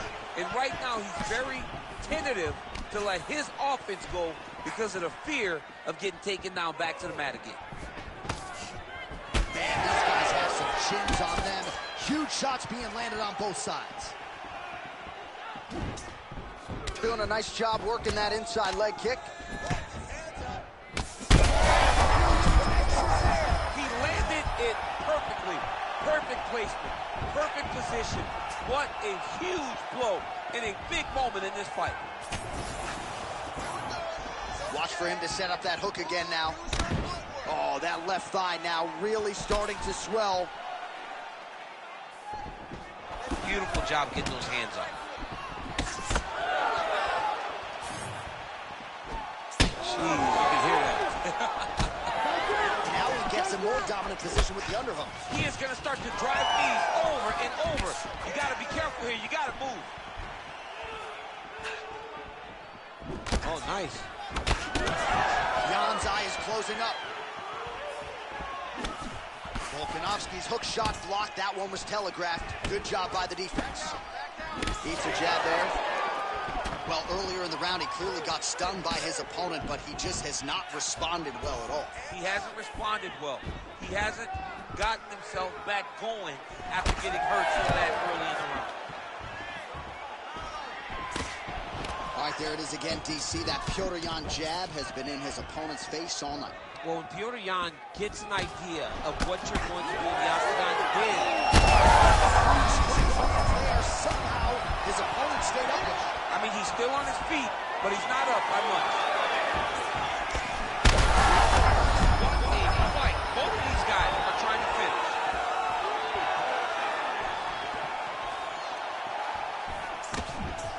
Well, his opponent seemed to be stunned to a significant extent, but was able to recover, and it's almost like he let him off the hook a little bit. Kind of let him off the hook. He needed... Oh, he's in real trouble. Let's do it! Alexander, the Great. Wow.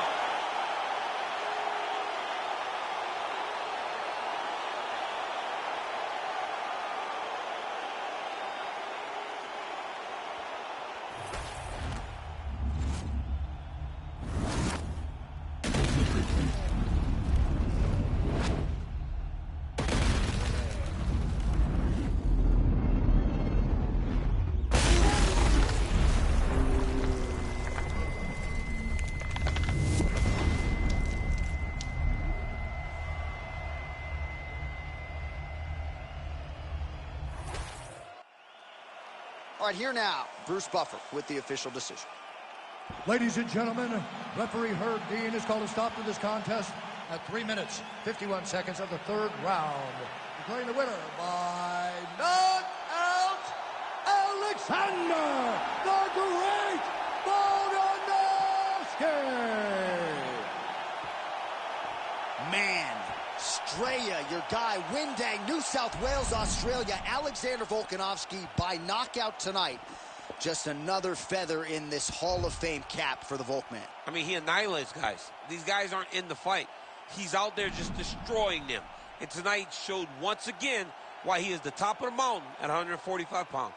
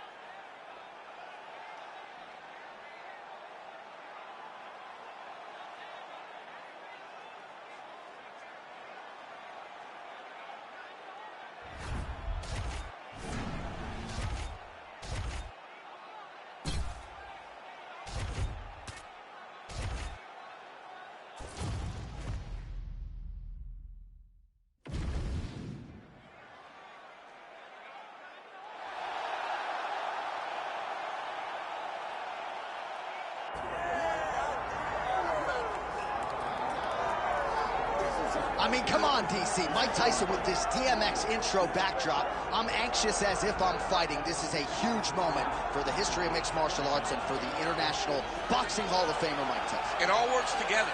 It really just all works together whenever you watch Mike Tyson, from the song to the look, to the bobbing of the head, to the posse. Iron Mike Tyson is just one of those guys that draws you in, and he is bringing a lot of new eyes to the UFC octagon. He can wrestle a little bit too, John, so don't be surprised if on the first shot, Mike Tyson hits him with the big sprawl to defend his leg. Only thing I can guarantee you, he's not going to be taking any bites of cauliflower ear in the octagon tonight. We're certainly happy to have Mike Tyson. Let's see how it goes.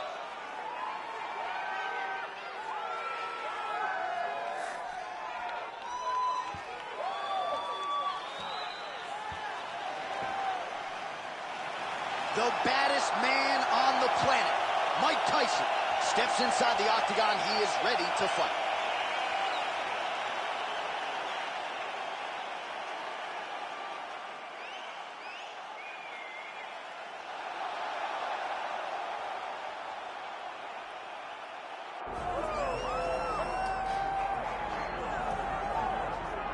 Well, just when you thought you had seen it all in the octagon, we are graced with the presence of one Cassius Clay. Muhammad Ali taking his act to mixed martial arts. I mean, he's so pretty, John. You know, he always says, I'm so pretty. He looked pretty inside the boxing ring. He intends to do the same thing inside the octagon tonight. This guy is such a great athlete. He talks what he's going to do, but he also delivers. Olympic gold medalist, boxing heavyweight, light heavyweight world champion. He has done it all. A true icon in combat sports, makes his UFC debut tonight. And to the surprise of some, he told us in the fighter meeting he's got an appetite for the wrestling stuff. So we'll see if Ali can mix it up a little bit tonight. Happy to have him here in the UFC.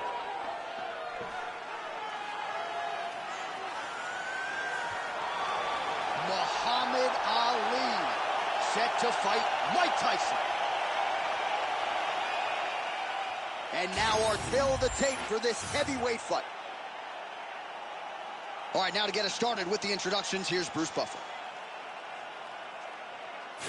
Ladies and gentlemen, this is the main event of the evening.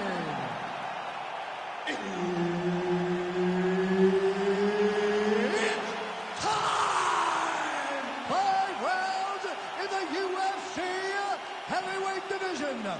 Introducing first, fighting out of the blue corner, Iron Mike Tyson.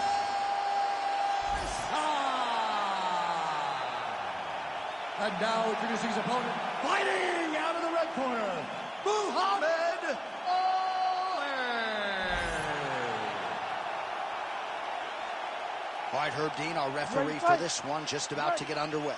All right, this matchup of combat sports legends is underway. Muhammad Ali and Mike Tyson. And for Cassius Clay, of course, the thriller in Manila, the rumble in the jungle. Let us see what type of history he can make tonight against Iron Mike. I mean, so many believe that Mike Tyson could be the one that would cause Muhammad Ali issues. We finally get the question answered tonight as they get locked in the octagon. It's Tyson's ferocity, his speed, against the craftiness of Muhammad Ali. Let's see who's going to be victorious. Hook to the head lands flush there by Ali. And that's the danger in the engagement there.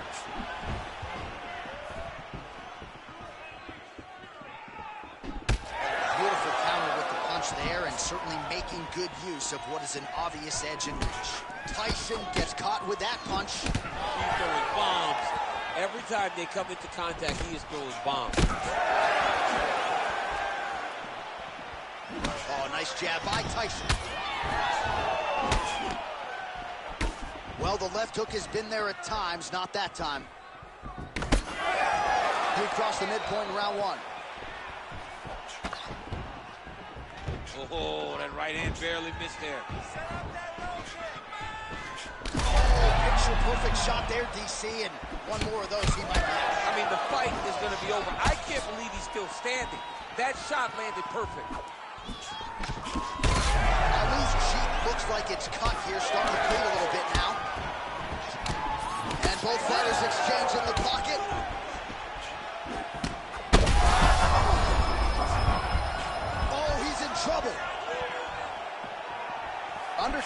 to go in a back-and-forth first round here. That was a nice combination there. All right, so look at that. A cut has been opened around that eye area. He's taking shots over and over again to that area, and now he's dealing with a cut. Back to the left hand now, unable to connect. Muhammad Ali's eye is closing up. Keeping busy now, connecting with those punches. Under a minute now to go in round one. Oh, another one. Looking to establish the jab here, nicely done by Tyson. So the blood really starting to flow. Every time that area gets targeted, that cut's getting worse. It's getting worse and worse, and you see the blood starting to come down. That is when you start to watch the fighter to see what type of effect it's starting to have. He's hurt bad. Gets back to his feet.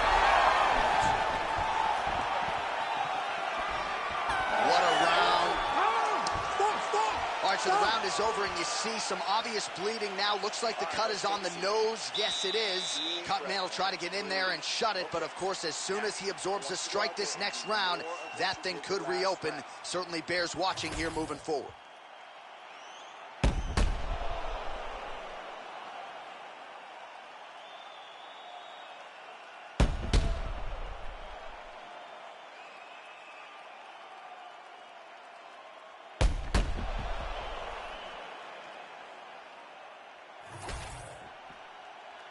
You ready to fight? Ready. All right, here we go with round two. Punch right there. His opponent's compromised. It's one thing to land a hard shot. It's another thing completely to land a perfect shot. And that was a perfect shot. Oh, there it is. That's the one right here. Oh! Man, this is wild. These guys are both throwing everything with fight-ending intention. Well, no denying that he rocked him, but couldn't quite get the finish. He hurt him real bad, but he couldn't find the... Oh, man, DC, he would appear to be in real trouble. Big right hand. Oh!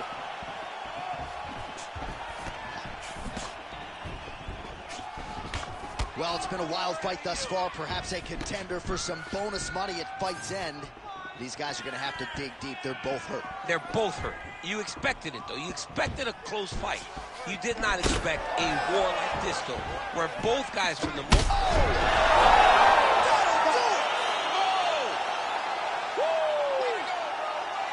Yeah, man, crowd loving it. Just a gorgeous shot there to end the fight. Really just the way he drew it up. He found the opening and capitalized on it to the utmost extent. Nicely done to finish the fight.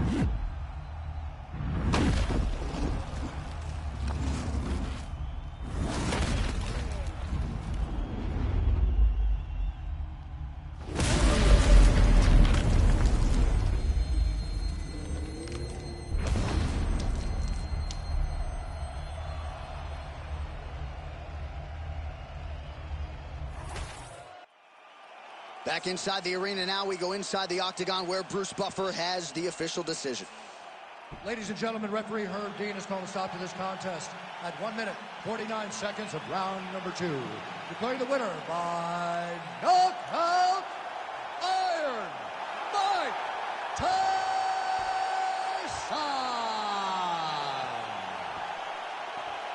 So Iron Mike Tyson getting it done in the UFC yet again. I know a lot of people had some pause when he transitioned from boxing to mixed martial arts, but the proof is in the pudding. Another big win for Tyson here tonight. And now you can start to think about matchmaking this guy moving forward. He might draw some names in the top 5. Huge win for Mike Tyson with the odds stacked against him here tonight.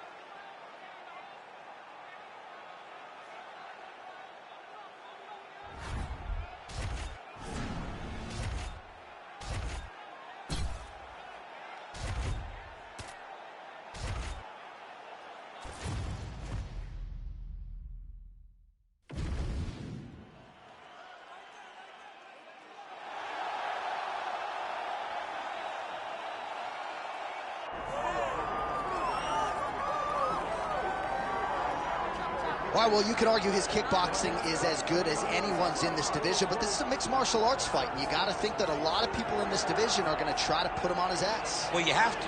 If you're standing with this guy, if you're stuck on your feet fighting this man, you're constantly in trouble. So you've got to give him mixed looks. But I'm going to tell you, he has been very impressive in this regard. He has shown an ability to stay upright, defend takedowns just enough to give himself a chance. And because of that, he has had a lot of success at the start of his UFC career. And he's brought in a lot of fans from the kickboxing world. So let's see if he can produce for all the masses watching around the world tonight.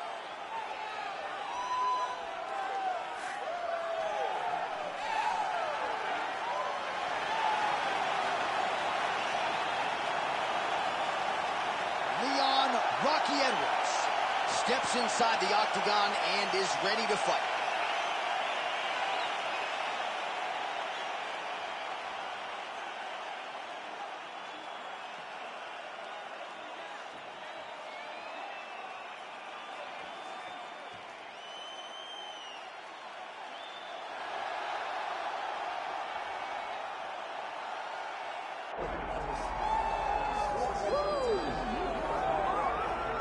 All right, here's the former undisputed UFC welterweight champion and still one of the best pound-for-pound fighters in the world, the Nigerian Nightmare, Kamaru Usman. What do you think his approach is going to be here tonight? Because we love the jab, the striking has evolved, but we all know what his bread and butter is. Well, his bread and butter is his wrestling. I think the only thing I can point to is that he lost the first fight of his career. Then he went on that tremendous run to become the welterweight champion and widely regarded the best pound-for-pound fighter in the world. That was his bounce back. Tonight he has to do that again. He's got to go back to that mindset that allowed for him as a young fighter to tie Georges St. Pierre's record for most wins in the welterweight division. That starts tonight. And ultimately he's hoping that leads to another reign atop the welterweight division. And there have been rumblings about some injuries, maybe a knee, his hand. He says he's healthy. We'll see how it goes for Kamaru Usman getting back on the proving ground here tonight.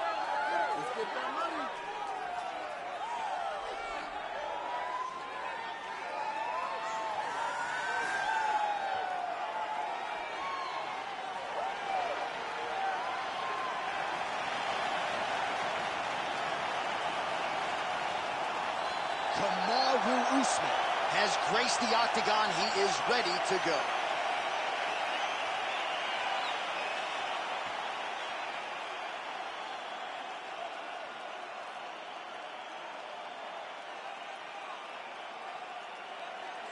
Our tale of the tape for this, our main event of the evening.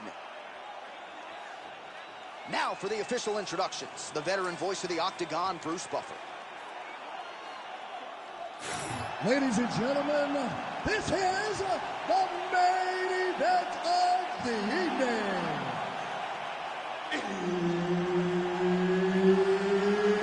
It's time! 5 rounds in the UFC heavyweight division. Introducing first, fighting out of the blue corner. Ladies and gentlemen, presenting the former UFC welterweight champion, Leon Rocky Edwards. And now introducing his opponent, fighting out of the red corner. Ladies and gentlemen, presenting the former UFC welterweight champion, Kamaru, the Nigerian Nightmare, Usman. And there's Herb Dean. He will handle the action inside the octagon. All right, here we go. Two of the best welterweights in the world. They are Kamaru Usman and Leon Edwards, and much is made of this stylistic matchup, the strengths on both sides. I'm not sure Usman can't beat him in a kickboxing match, though. And that was the difference in fight one. Edwards thought if he could stay standing, he would win the fight. Usman had to take him down. That is not the case today. Usman is a phenomenal striker at this point in his career. But if he is standing in boxing with Leon Edwards, there aren't many people in the world that you would favor. This is a very interesting fight. It's a matter of who can make it take place where they need it to be in order to get the victory. Well, not a guy you want on top of you. Ground and pound strikes piling up here. Good work by Usman. Well, he's in a compromising spot here, DC. You got to figure out a way to get back to your feet. Usman's in half guard. Continues to apply pressure here in half guard. Beautiful ground strikes landed. Oh, and another punch on the ground gets through. May need some defense here.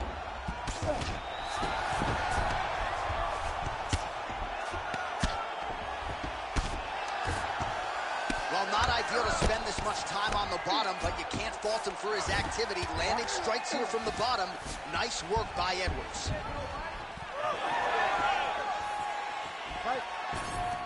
Under 3 minutes now to go in the round.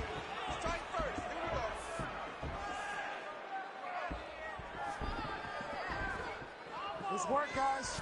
Well, he continues to offer up the kick here, but just misses with that one.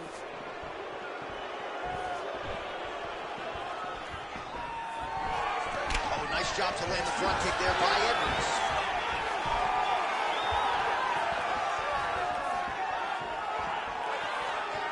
Look at him chopping the wood. Chop the wood with those leg kicks.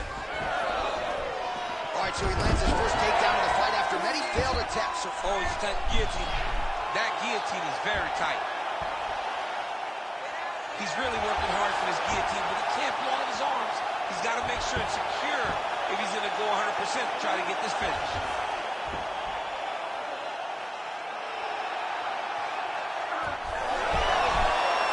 Submission defense on full display there. He said that he was very aware of what this guy brought to the octagon, and it showed in that defense.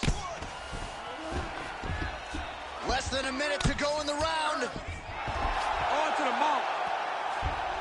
Oh. Nice movement to avoid some of those strikes from the top.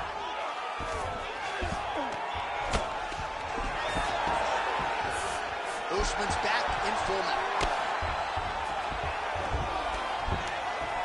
Well, he grounded him, and now he's trying to pound him out. Great ground strikes here. And there it is, another strike. Gets through on the ground. Horn sounds for the end of round one.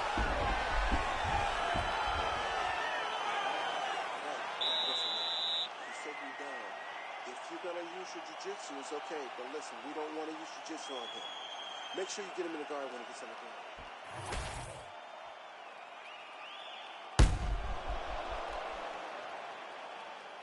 All right, so there's the horn. That means it's the end of the round. And get that man a singlet, man, right? Offensive wrestling on point tonight. That was a tutorial. That was every single takedown you could secure in a fight. He did it all the right way. He's beating his opponent to the finish before he can try to sprawl and respond. He's a step behind. If he's going to stop these takedowns going forward, he needs to react real quick. Oh, a huge shot finds the target there. Great shot lands. Now he's got to find that follow-up attempt. The kill shot is what they call it to go and end the fight. Oh, beautiful level change.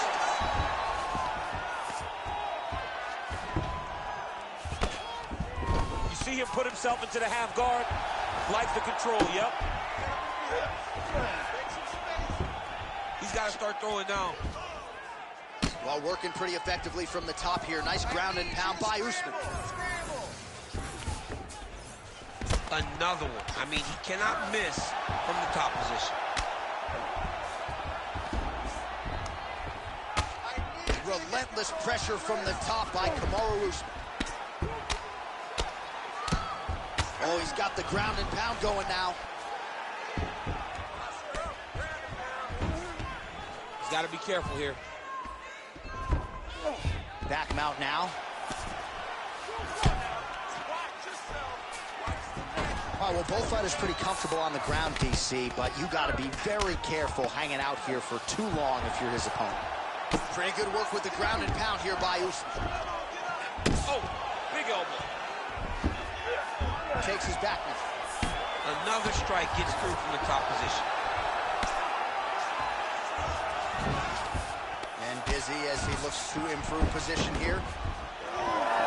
Oh, crowd just loving it as the fighters, after an extended grappling battle, make their way back to the field. Yeah, they're back on their feet. They spend a lot of energy on the ground. And these guys are going back and forth on the ground, and ultimately, he's gotten back to his feet to give himself an opportunity.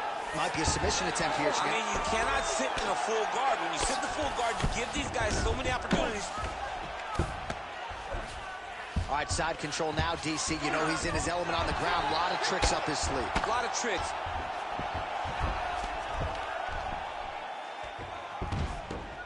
This is a terrible position. Posture's up now. Oh, and delivers.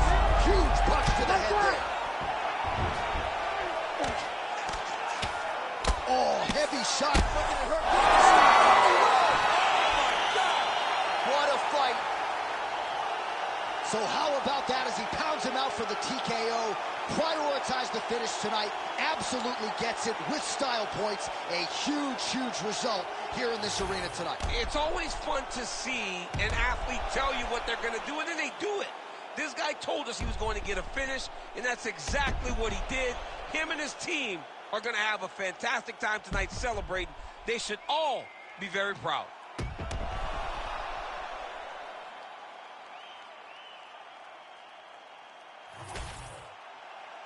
Let's go to Bruce Buffer inside the octagon with the official decision. Ladies and gentlemen, referee Herb Dean has called a stop to this contest at 4 minutes, 5 seconds of round number 2.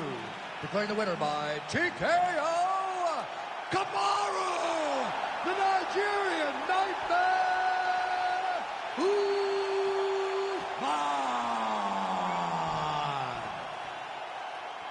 All right, Kamaru Usman, your winner by TKO. You heard it there from Bruce Buffer. He established his jab early, and the rest is history. Kamaru Usman once again shows why he's one of the best welterweights in the world. He went out there and showed and dominated this fight from the very start. Jab after jab, finally gets the right hand off, hurts his opponent, and gets TKO. And certainly he has been in a lot of long championship fights in his career. The TKO, wicked useful for the Nigerian Nightmare here tonight.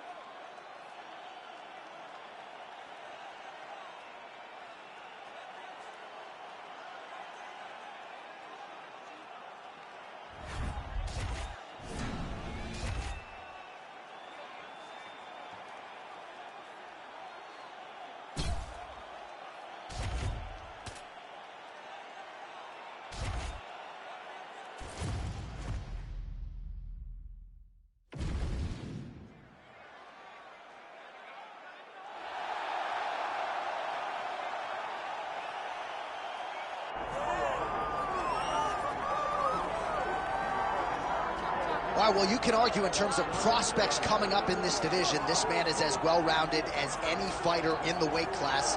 Tonight believes he'll have the striking advantage, but not afraid to grapple if the fight goes to the ground as well. Well, when you possess that type of skill, when you have all the abilities, you're not afraid of where the fight goes.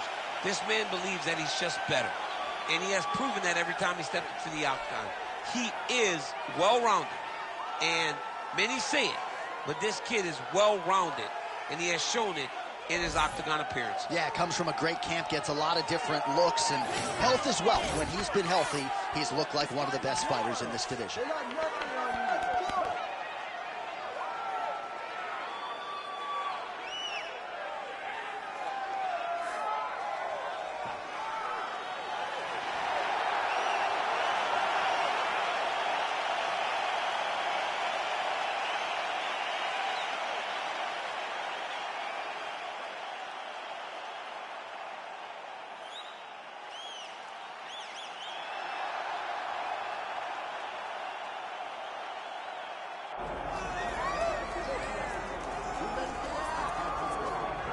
Well, DC, this is a true mixed martial artist of the highest order. You've watched the film. Hard for me to see much in terms of glaring weaknesses, and he believes he can react to anything that is thrown his way inside that arm. It's unbelievable because whenever you're trying to prepare for someone, you look for weaknesses. But when you watch this guy, nothing jumps off the page. When you think I have to go wrestle him, you realize very quickly that not only can he defend takedowns, he can also go and secure them himself. He's that new breed of fighter that has been doing every discipline from the very start of his career. You know you're looking at a guy that will contend for a championship. And if our fighter meeting on Thursday is any indication, confidence, not an issue for this young man coming in here tonight. All right, both fighters have graced the octagon, and that means we are ready to go with live action from the Scotiabank Arena here in Toronto, where some of the best fans in all of MMA have come out to see our fights here tonight. Our tale of the tape for this heavyweight fight. Here's Bruce Buffer. Ladies and gentlemen, this is the main event of the evening.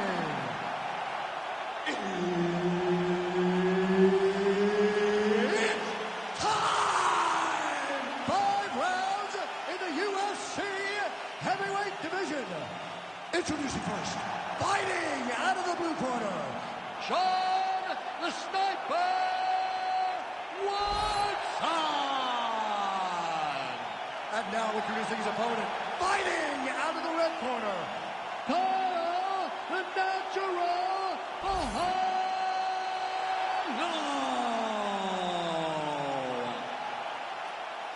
Herb Dean, our referee for this one. Ready. Good. Well, these guys have been on each other's radars for quite some time. Tonight, it shall be done. Both guys well-rounded. You think we're getting a kickboxing match tonight or what? You just don't know, right? You don't know who's going to be able to employ their strategy the way that they need to. This is a close fight on paper, and also in every performance we have seen them put on, these guys seem to be the mirror image of each other.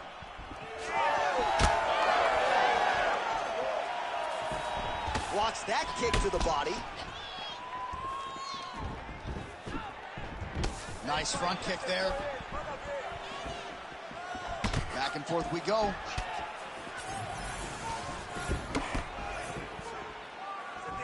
He loaded up on that right hand, too.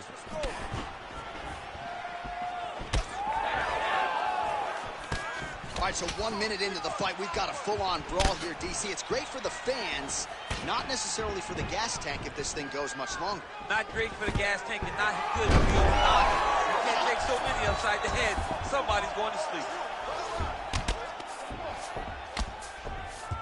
Always offensive. Lands a shot from the bottom. All right, he's very comfortable fighting off his back, DC. Now looks like he's trying to hip escape. Yeah, he's trying to hip escape or maybe look for a Kimura here. That's a good kick by him right there. Oh, nice hook. Circling to his right. Throws the teeth. You don't really stand after you take a head kick like this. That is such toughness to even be right now. Under 2 minutes to go in a back-and-forth first round here. And there he goes, lands another combination. His cardio's so good that it allows him to put forth this type of output. When his opponent is done at 2, he is stringing together 4, 5, 6 more different strikes. You don't do that without having fantastic cardio. All right, so inside the open guard of his opponent. You got to be careful playing around for too long here on the ground with this guy. Ground and pound the hammer. Mark Coleman would be proud. Oh, right into mount.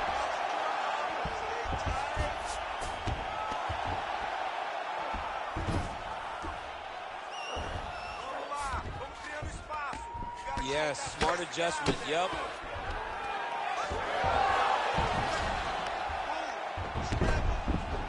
Right inside his opponent's guard here, DC. You don't want to play around here too long. No, you got to either have 2 hands in or 2 hands out, or guys start to attack triangle.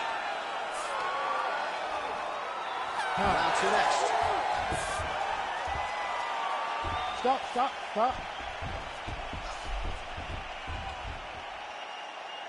All right, senta aí. Senta, respira. Sit down, relax. Good. All right, look. I think we lost that round, okay? But it's all right. I want you to use...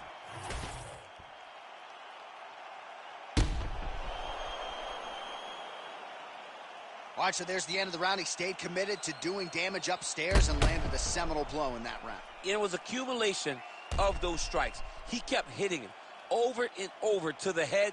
Eventually, he found the one that really did damage his opponent. Ready to fight? Ready. All right, second round underway. Sets up that leg kick beautifully. Nice hook.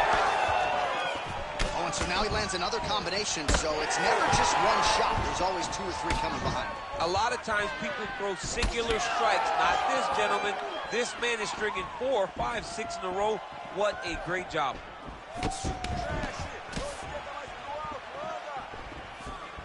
Well, he's been good tonight, but he missed with that one.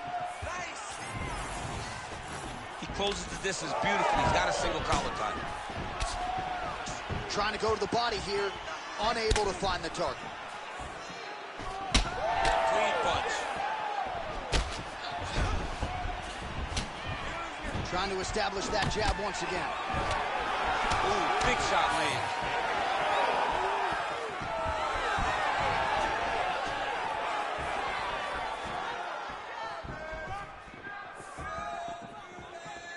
Three minutes and change to go in round 2. Oh, there's that patented leg kick. Well, he's really picked up the pace here in round 2. Much more aggressive now here and starting to find himself in the pocket. Just out of range with that kick attempt. He loaded up there on that high kick.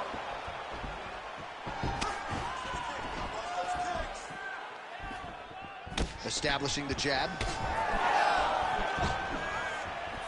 Huge strike lands there, and somehow his opponent's chin held up.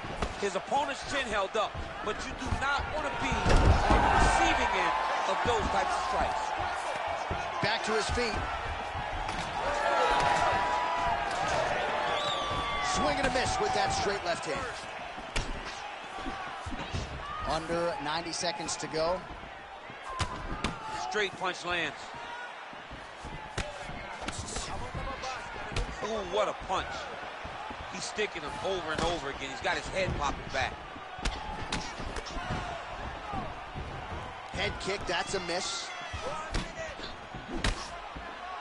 We approach the 1 minute mark here in the second round. He gets to the single collar tie. Look for him to wear his... Oh, he jumped guillotine right away. That guillotine is tight. Oh, he escapes. He got out. I mean, wow, that is great submission defense. Right to the knee on belly. Gains great posture and starts raining down punches. If his opponent does not move, this fight is going to be stopped. All right, round 3 coming up next.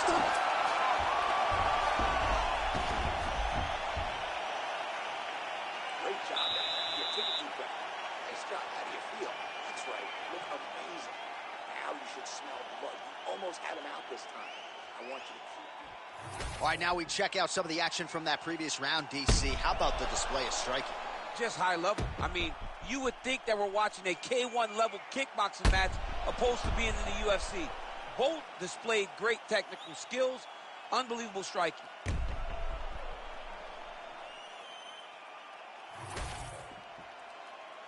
You ready to fight? You ready? Third round underway. All right, so as this next round gets underway, hopefully the good action we saw in the last round will continue. Both fighters certainly had their ups and downs, both got the offense going, but now we'll see if one fighter or the other can really take control of what has been a very close fight thus far. Well, you didn't see a lot of the body work from him in the earlier rounds, but he's certainly getting after it here. Big shot to the body connects there. We'll see if he can follow it up. It almost looked like he went limp there for a second. Well, missed on that one. Great block there. Nice low single takedown. Getting him out here. He's doing a really good job putting himself in position.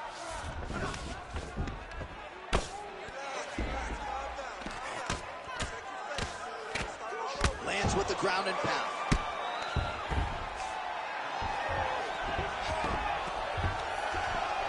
Another ground and pound strike lands.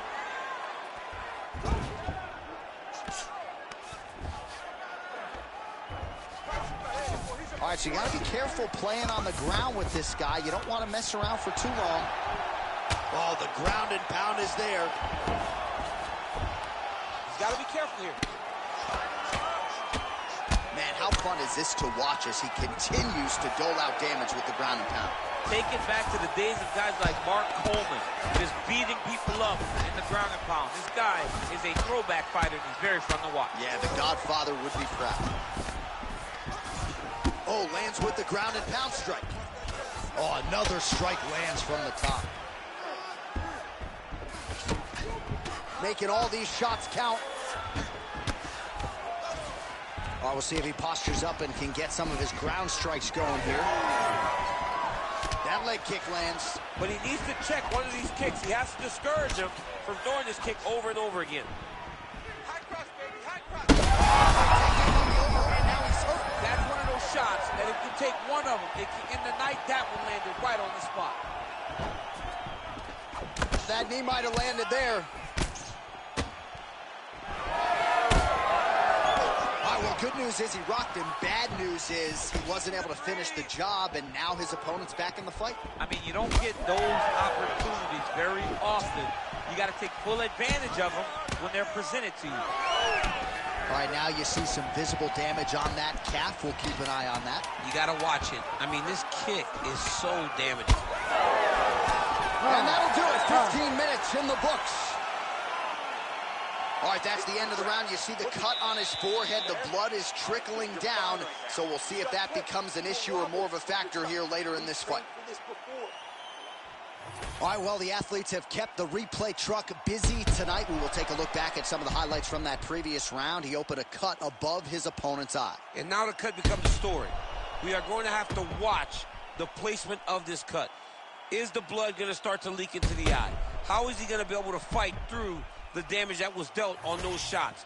What a great round by his opponent. But now it's on him to make the adjustments that gives himself a chance. And it's not just the cut man who has his work cut out for him. We'll see if he can make those adjustments and rally here in this next round. Oh, how good is that kick?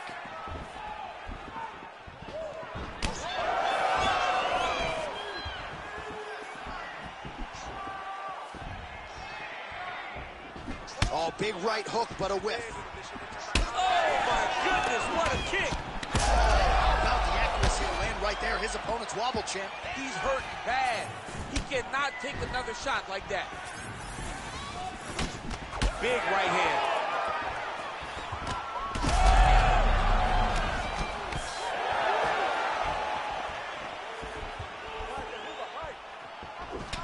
All right, well, you can can still attack the thigh, right? We talk so much about calf kicks, but that's been a pretty effective weapon for him. It's a traditional leg kick. Just throwing your hip, bang, whipping it into the thigh. Beautifully done by this fighter. Knee on belly, big strikes landing here.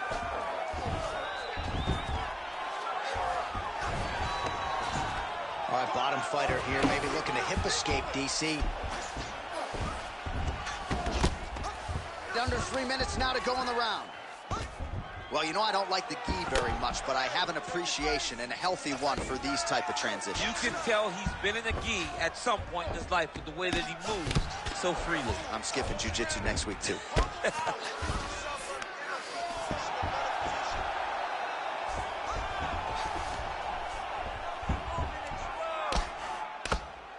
Big ground and pound. Really doing a nice job getting these shots home on the ground. Oh, and there's another ground strike for good measure. Now he's looking arm triangle on the opposite side. When he goes to finish, look, he's got it locked.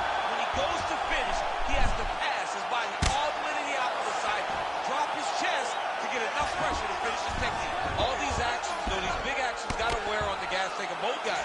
All right, so perhaps he's going to have to address something defensively. There is a legitimate cut around his eye. Yeah, he got cut on the eye from that last strike. He's got to pay attention now before it gets worse.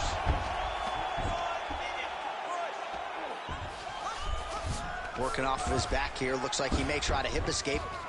So the crowd absolutely loving it as these fighters work their way back to the feet. The fighters are back to their feet now, and they can take in the applause because they deserve it after that grappling exchange.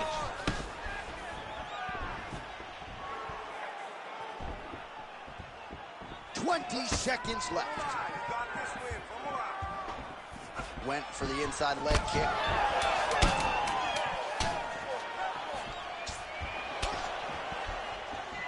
20 minutes down, 5 to go. All right, so the round is over, but not before damage was done. Cut on the cheek, sustained in that round. Cut man in there quickly as usual to try to seal it up. I need you to get in there close and pound away. Well, no surprise to see that eye continue to be targeted. Some replays from the previous round in which a lot of damage was doled out. Well, the cut man's got some work to do to try to give this kid an opportunity to stay in the fight, because the reality is he has taken far too many shots to the eye, and now he's dealing with a nasty cut. He has got to change something. You ready to fight? Ready. We have arrived at this 5th and final round.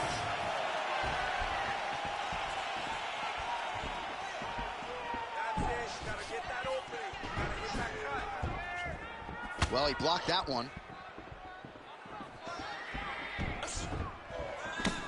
Circling to his right. Going orthodox now. Back and forth we go.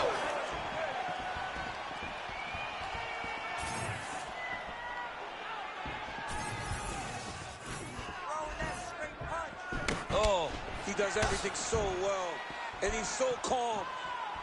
He's so calm in the face of such a big spot. Oh! He gets to the single collar side. Look for him to now start to find uppercuts up the middle to try to do damage to his opponent. Now you're really starting to see the damage on that thigh. Maybe check a kick, protect that leg a little bit. He's got to check a kick in return. You've got to make him pay for throwing these leg kicks. They can't be free. You can't just get your leg beat up. Right now we're starting to see how much damage he's inflicted on his opponent.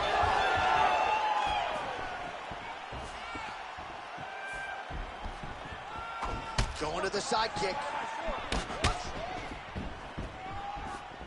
Oh, nice knee.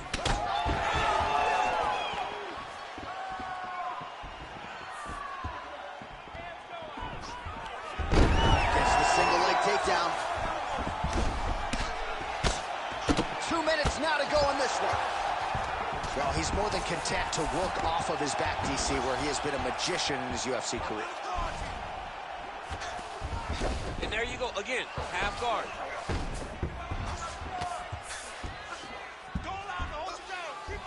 A lot of top pressure being applied here.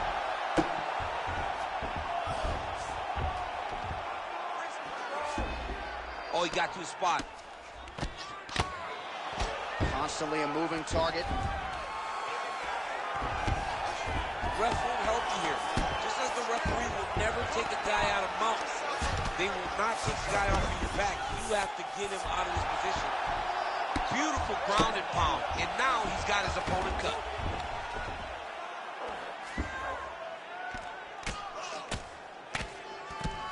Postures up and lands a brutal strike to the head.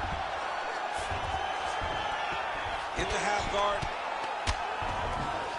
Oh, beautiful transition right into side control. All right, so a grueling battle on the ground, and no surprise, the crowd pops in appreciation as the fighters work their way back to the feet. This is an educated. All back and forth action right till the final horn. What a tremendous finish to this one as we go the full 25 minutes. The official decision is now in and resides with Bruce Buffer. We go to the judges' scorecards for decision. All three judges score the contest 48-47.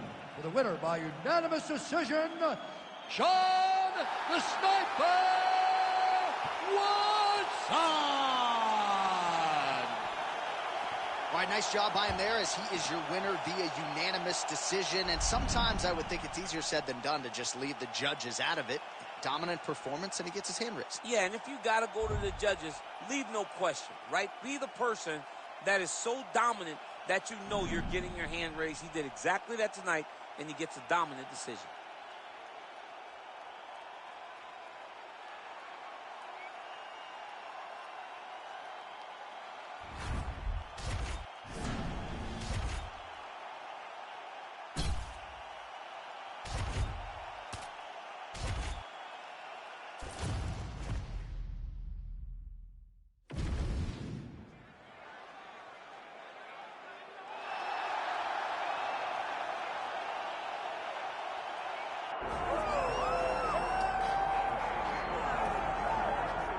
Well, I got to think there's going to be some competition for bonus money in this one. The kicks are going to be flying early and often. He's one of the better kickboxing practitioners we have in this division. Yeah, when he can make you fight him in a kickboxing fight, I mean, you would imagine you're watching this guy in glory or something, because he's so good in this specific area of fighting. He mixes everything up so well from in close, and he's so comfortable in close. He's rolling his shoulders, rolling right to leg kicks. He will batter and bruise you and beat you up from in close. He's amazing. You better take this dude down if you want a chance to win this fight. Right. No, you put it well, and he has adapted his style very well to mixed martial arts. But when the fight is on the feet, caution, flammable.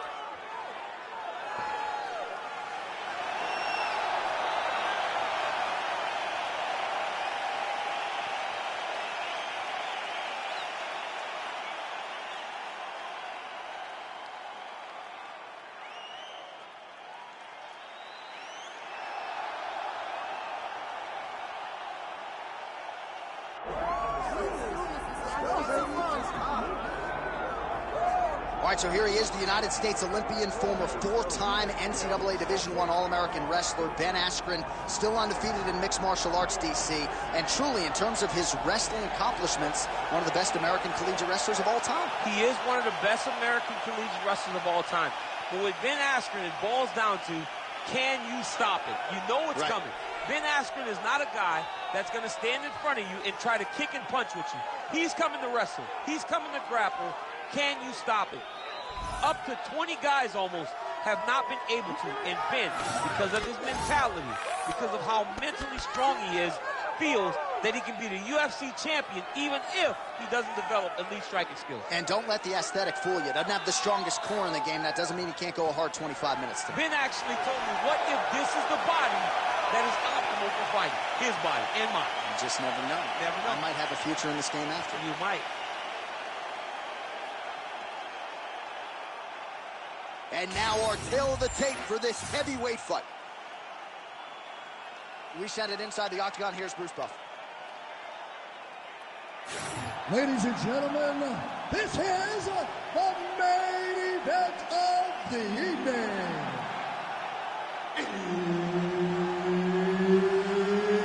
It's time! 5 rounds in the UFC heavyweight division. Introducing first, fighting Randy Rude Boy Brown. And now introducing his opponent, fighting out of the red corner, Ben Funky Askren. Herb Dean, our referee for this one. Ready. Good. Scotiabank Arena here in Toronto. We, the North, we're all about these Raptors now, I know. I mean, yes, when they won the championship, I love the Raptors. Let's move forward. Let's get to some good fights in Canada and stop with the basketball games. It's not supposed to be this big double leg level change.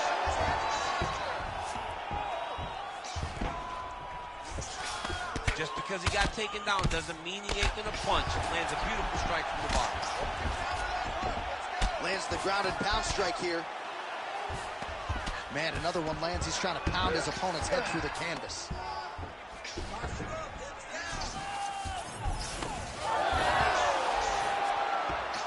He's got to be careful here.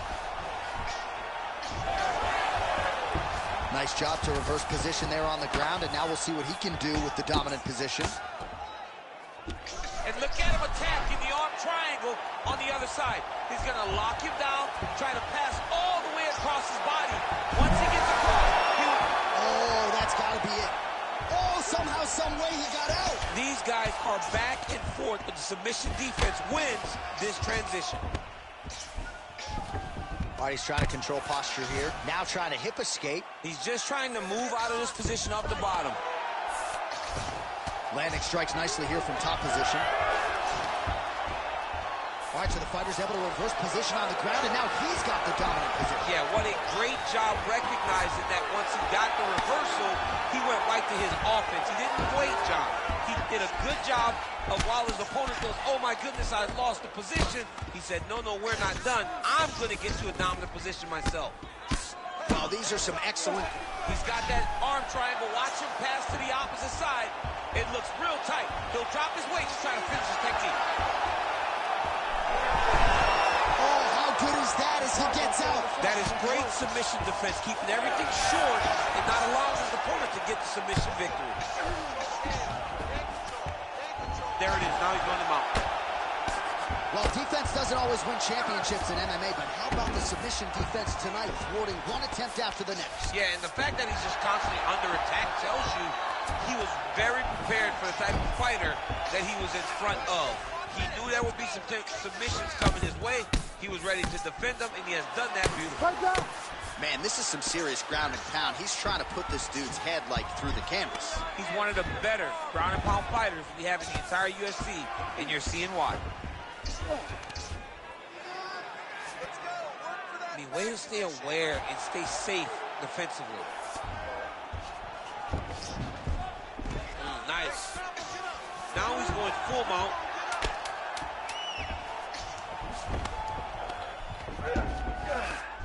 That horn sounds means we have reached the end of round one. That's what I'm talking about right there. You're controlling everything on the ground. You just take him down again. Position before submission. Remember that. All right?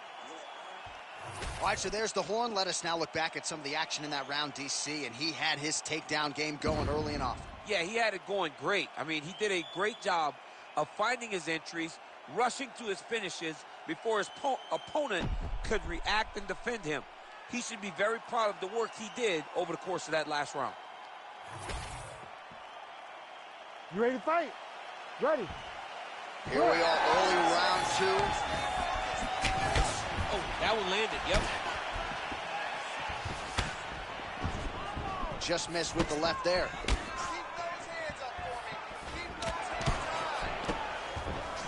Well, really using his reach advantage there with that punch, DC. Beautiful combination there. If you are teaching an up-and-coming fighter about throwing volume strikes effectively, strike right there. I'm not sure how many more of these his opponent can take. Massive shot that he lands. Great job. Oh, there we go. Yeah, he's in half guard here.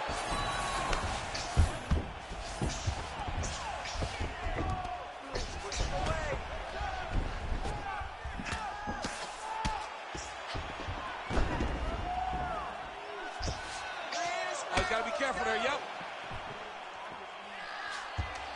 Going Kimura now. Oh, he's got the Kimura locked in.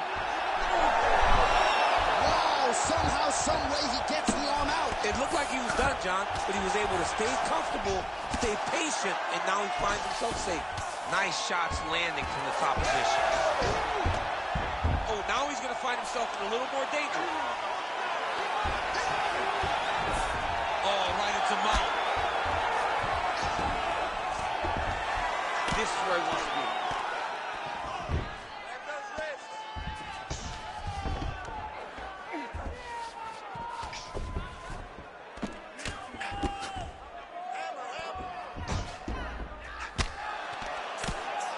Oh, nice movement to avoid that strike coming down.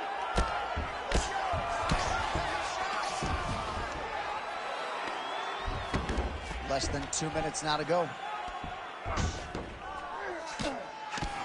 Oh, that's how you do it. Postures up and lands to the head. Well, anytime you are in a ground fighting situation with this fighter, you're potentially playing with fire. Can't get it. Good awareness by the defensive fighter. Great job finding his shots from the top position. All right, we'll see if he can apply pressure inside his opponent's guard here, DC. Getting them out here. Well, he's on his back, but he's moving his head on the ground pretty well defensively.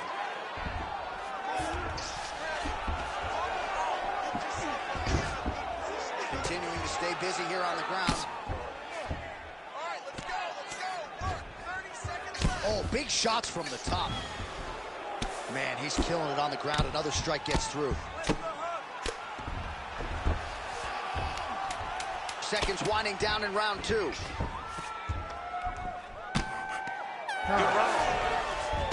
What a round it was for him, DC. And, of course, the seminal moment, that big knockdown that he will try to piggyback on here in this next round. Yeah, it's going to be interesting to see how he builds off of the momentum that he gets from that last round. How does he deal with the success that he had and not push too hard too early trying to find the finish? You have to let it come to you as the knockdown came to you in the previous round. All right, so a huge round for him there. Nearly had him out of there with the head kick. Did get the knockdown. Talk us through the replay. He got the knockdown. He won the round. He did everything correct. The only thing he didn't do is finish the fight. But if he continues down the path, if he continues to do the exact same thing as he did before, he will get that finish. Ready, fight. Ready. Third round underway. Oh, inside.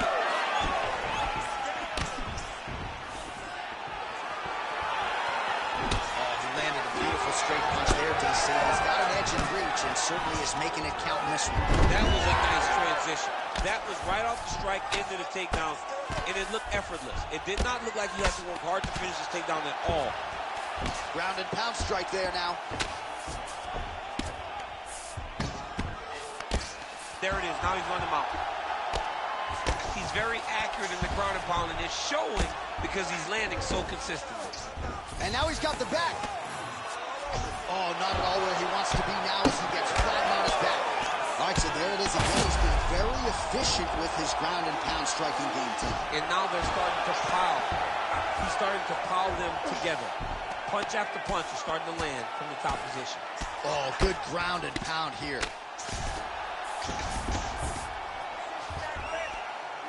All right, DC, half guard position here. You've done a lot of good work in this spot in your career. Oh, man, I love this position. And you see this fighter today loves it, too. It is the most secure position in fighting. You get an underhook on one side, you keep a half guard on the other, and then you just go to work. It's the safest position, especially for a wrestler. We passed the midpoint here of the fight. Moving his head on the ground here, avoiding a lot of these big shots. Yep, got to be very careful there.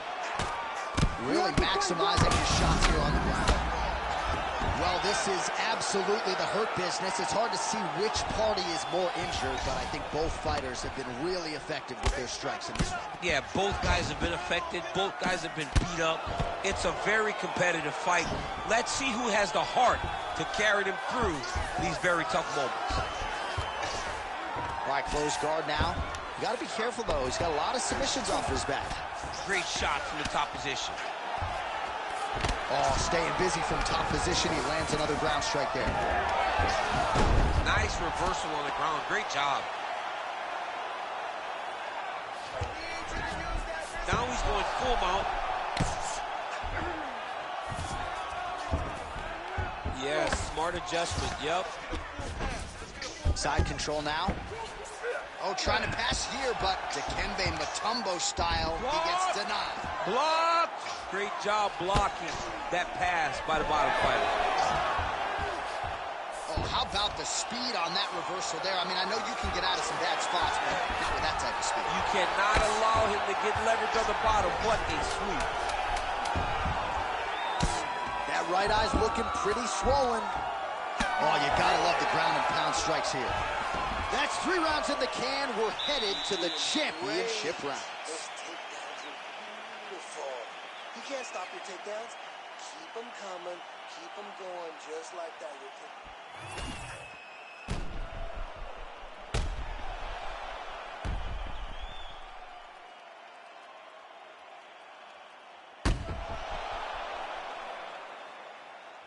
All right, let's look back at some of the action in that round, DC. What a high-level display of offensive wrestling. I mean, this is a joy for me to watch. I enjoy watching a guy maintain this level of wrestling for as long as he has done this. He is constantly in his opponent's face. He's constantly taking him down. Getting taken down and getting up is exhausting.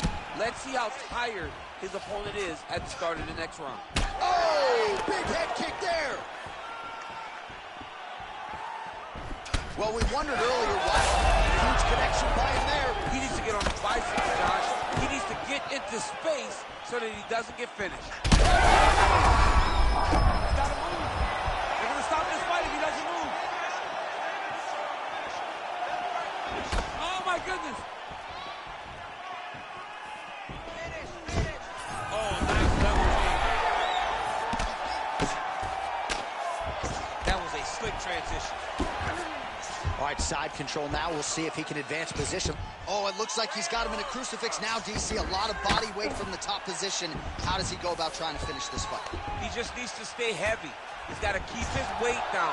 He's got to be working, but not working reckless. Well, he continues to manhandle him here on the ground. Beautiful transition. He flattens him out. This could be trouble. Lands with the ground and pound here. The hard ground and pound is paying dividends. He has opened up a cut.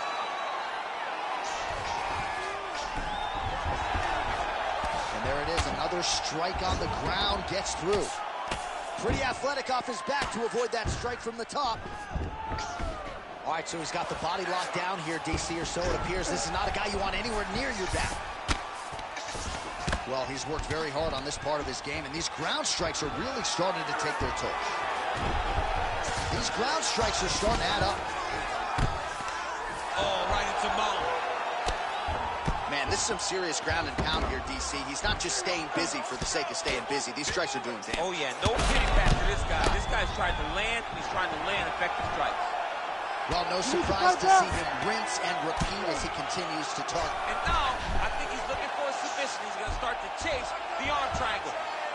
Ooh, arm triangle's in tight. It's getting in very tight.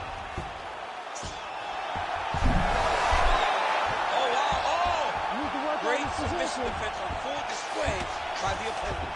All right, he's got side control here, DC. You know, he's got a lot of different submissions in his arsenal once this fight gets to the ground. Oh, that's a pretty slick reversal right there.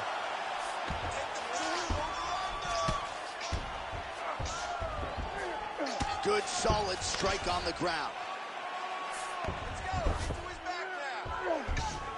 Side control now, and certainly I would think more offensive options for the bottom fighter than in half guard. Absolutely more offensive options, because now you can just start to get away. You can just go to a wrestle stand-up. Get to your knees, post your hands, don't allow him to get his hooks in, right? Really be aware of the hooks. stand up, fight the hands, break away, and escape. But it's so much more free-flowing than a half guard in the side control, because all you need to do is just get the opponent's body up, because his legs are just free to move. His legs are not controlling anything. His legs are just free, so you have more freedom to use yours. All right, we'll re-rack some replays from the previous round as they attend to that pretty nasty cut in his eye area. You got to lock in defensively, man. You cannot be out there just fighting. His opponent is too high level to try to fight him with his ego. Now he's dealing with a nasty cut over his eye. Why do you need another thing to manage when you already got one of the best fighters in the world in front of you? Oh, and a nice counter there with the hook after he blocked the previous shot. Straight right, but he misses. Big strike lands. Big strike lands. Now he looks to try to chase down that finish.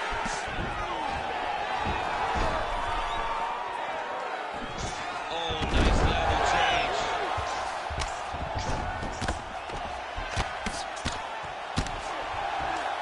Gotta watch this neck. This is tight. Arm triangle attempt. He's got to get that elbow going forward. He's got to drop his chest to the mat. Don't squeeze. Let your shoulder do the work, and you'll get the finish. Working out of side control here. His opponent trying to control posture, but you got to be careful here. All right, so now blood is a factor. You see that he has been opened up in that eye area. Yeah, he's got hit in the eye, and now there's a cut. But it's nothing to worry about too much now. But he's got to be very careful with it as we go forward. Oh, big combination of ground and pound strikes here, DC. This could be the beginning of the end. I mean, you got to be very careful when you take these big ground and pound strikes. You need a controlled posture on the bottom, and if you're the top guy, the guy that's looking to finish, continue to gain posture and rain down big strikes with your opponent. This is some exhausting work, man. I mean, it is so tiring to be fighting in this way. So much wrestling, so much grappling, expending all this energy trying to hold the guy down. I mean, no takedown is not fought. No reversal is not fought. Everything they're doing is fought to the very last minute before it gets given up. A huge strike lands there, DC. He landed that massive shot. Now he needs to try to find the next shot, the follow-up shot that will finish the fight. And mixes in a takedown. Why not? All right, so he can't get it here. Again, good awareness by the defensive fighter. Once he got him cut, he recognized where he needs to be throwing these shots. And once again, he lands right on that cut. Oh, these ground strikes are just brutal. Oh, he's got the knee on the belly. Could be trouble defensively. 1 minute to go in the fight. Oh, man, another strike gets through. You can only describe his condition as critical now. All right, so he's got the ground and pound game going here. 30 seconds now to go in the fight. 20 seconds to go in the fight. Gonna try to take his opponents back here, and he does. Oh, another ground strike gets through. Herb Dean steps in. Oh, my goodness. How about it?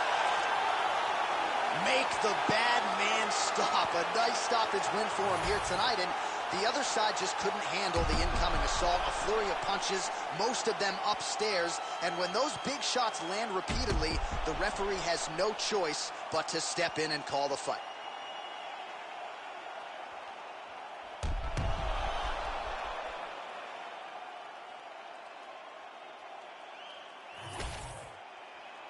Here we go inside the octagon for the official decision to Bruce Buffer.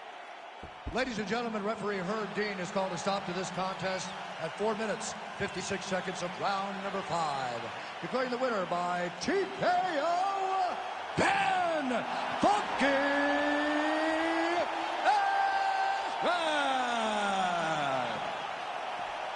Well, what a win for that young man tonight by TKO, and if the judges were looking at their phones, it's okay. We don't need their scorecards tonight. We don't need your scorecards. Do as you may, proceed as you may, because this guy knew that he had to finish this fight. That's exactly what he did. He got his opponent hurt, found the follow-up shot, and got the finish.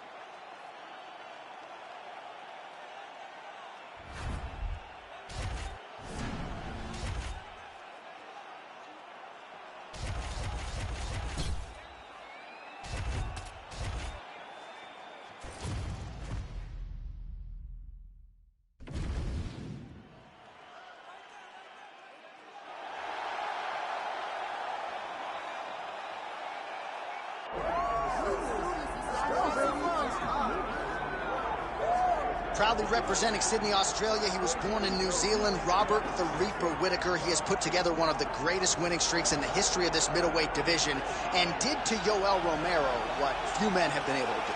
Few men can stand across from Romero and just even live to tell the story of fighting him in the octagon. Robert Whittaker has done that twice and gotten his hand raised in the rematch. Whittaker is a truly, truly phenomenal mixed martial artist, has a traditional background, but he also has a wrestling knowledge that is very underrated. He does not just get taken down, he's able to get back to his feet very well, and he has cardio for days.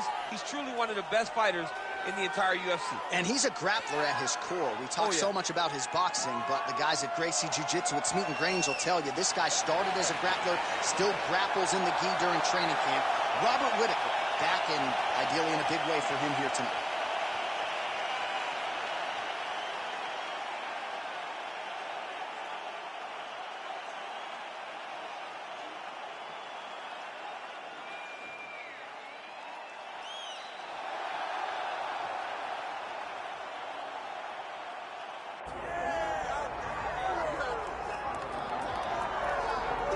Well, oftentimes at this stage of my life, I find myself being the oldest man in the room on most occasions.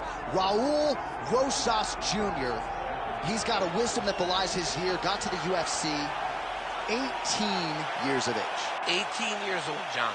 And you saw how he has related to the fans the moment he hit the curtain. The place went insane in his UFC debut. And then he goes out there and he dominates. He has good wrestling, he has very good striking. But it's his grappling that is far beyond his years. Once on the mat, this kid can go with anyone. I'm excited to see what the future holds for Rosas Jr. Yeah, the fans are excited. He's got a huge appetite for MMA knowledge. Raul Rosas Jr., folks, back under the bright lights tonight.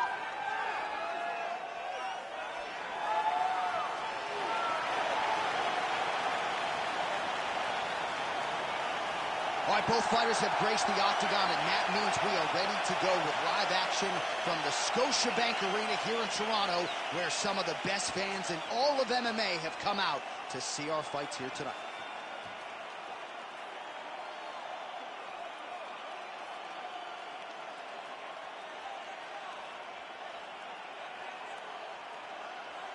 Our tale of the tape for this heavyweight fight. Here is Bruce Buffer. Ladies and gentlemen, this is the main event of the evening.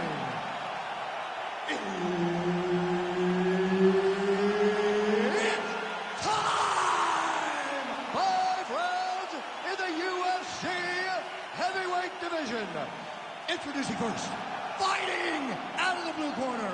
Ladies and gentlemen, presenting the former UFC middleweight champion of the world, Robert the Reaper Whittaker.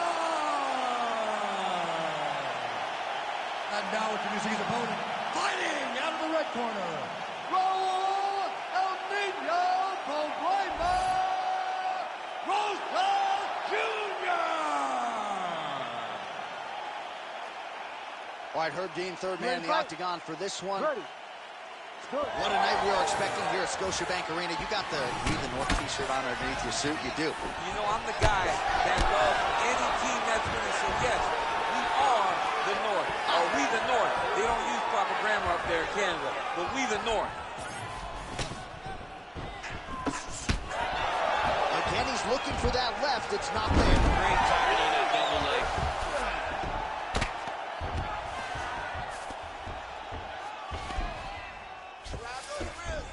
Rosas Jr.'s in half guard now.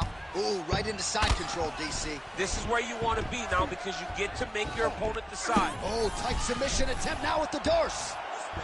It's in there deep. There you go. Oh, he got out. How good is that? This guy is so aware. He never leaves anything long to allow for himself to get subbed. Early round action here, and Whittaker wasted no time finding a home for that high kick. Well, it's one of his great shots, right? He does a good job of setting up, making you rotate into the side that he wants to throw. He throws that beautiful high kick. He has done that since he was on the Ultimate Fighter Smashes. Back to the jab now, no good. We have crossed the midpoint here in our opening round. And that one certainly found the target. Nice takedown. There you go. Oh, Rosas Jr.'s in half guard. Right into side mount. Nicely done. Getting them out here. Great defense by the defensive fighter.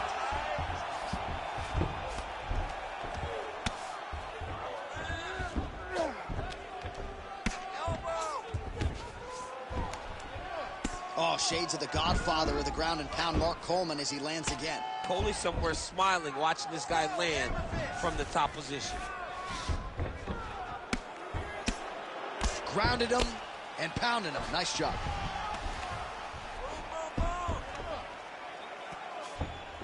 Posturing up now. And now the damage is about to start.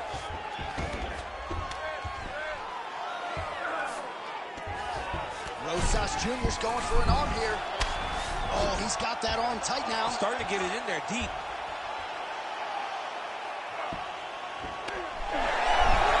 You gotta be kidding me. How did he get out? He just stayed calm. He was able to withstand the fire, and now he finds himself out and safe.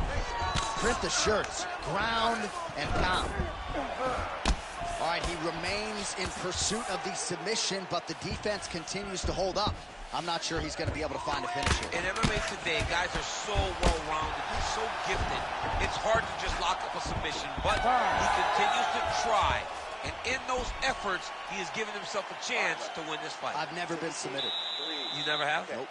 Lucky guy. I have. Listen, I need you to put him on his back this round. You can win this fight from sight. Well, what a round it was, especially from a striking standpoint. DC, take us through it. High-level striking. I mean, this is what people come through the doors to see. Two men stand on a quarter, chest to chest, forehead to forehead, and let it all fly. I'm surprised nobody went out, but it does excite me for the next round. You ready to fight? Ready. All right, round two.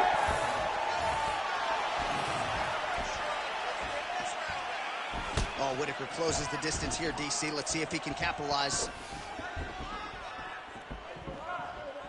This fight's going to be over, DC. What a great way of mixing up his attack. He didn't stay the course. He mixed it up. He went high when his opponent thought he was going low, and now he's got him hurt very bad. All right, half guard position here, DC. You have an extra hop in your step when you talk about fighters working out of this half guard. Oh, man. Trying to set up a submission now. Oh, he's got that arm in tight, DC. No, he's out. The fight's going to continue. Oh, my goodness. I thought it was over. I thought this fight was over.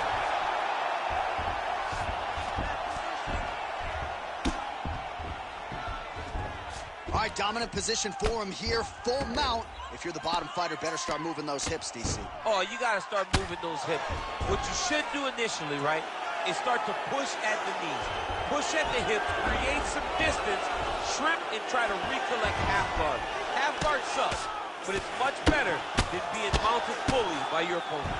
If you're the bottom fighter, DC, what do? You got to move, you got to shrimp, you got to get off on a hip to try to move your opponent off of you or pull him down to close the space. All right, working inside the closed guard now. Rosas Jr. getting work here from the top. Let's see if he goes for a sweep to try to get back to his feet. All right, working on the ground here. His opponent's feet on the hips. Well, as usual, suffocating work from the top here by Whitaker. All right, looks like he's got a couple hooks in here, DC, and defensively, you better be careful.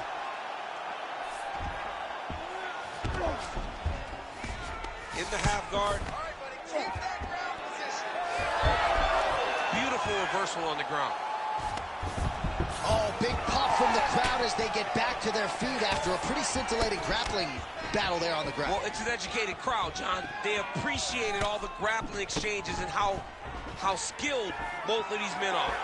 Man, as he landed a high volume of strikes here in round two, definitely picking up the pace after round one. So he got the message from the corner, and now he is taking control of this second round. Oh, he's in a world of trouble now. That one landed clean. Let's go. You can do this. Keep going. 45 seconds remain in the round. Rosas Jr. goes for the takedown here and gets it late in the round.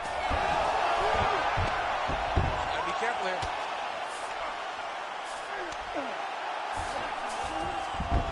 Final seconds here of round 2.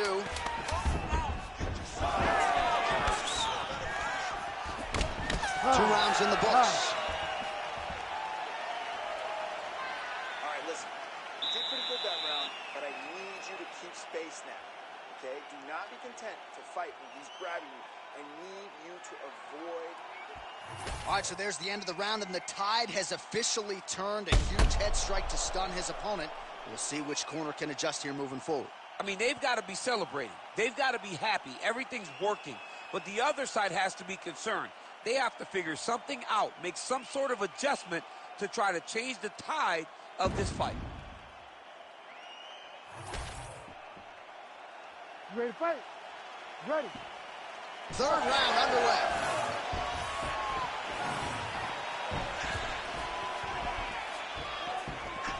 Oh, lands another beautiful strike to the body, really starting to connect at will when it comes to working the body, and especially effective doing it later in this fight. Didn't see a lot of that from him in the earlier rounds. What a connection by him there. His opponent could be out of here soon, DC. He's almost done. You get hit with a shot like that, you don't know whether to run, hide, grab, or wrestle. He's confused. He's as confused as he was on his first test in elementary school. That Darce choke is tight. It looks like the Darce choke is in. He's got it locked in now. What he's got to do is start to feed his own. You gotta be kidding me, he's out. Whitaker gets back up.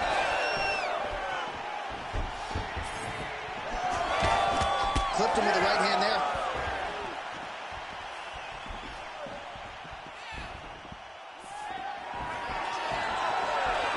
Just over 3 minutes to go.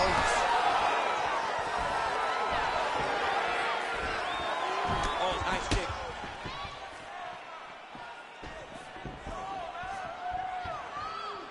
Left hand got home there.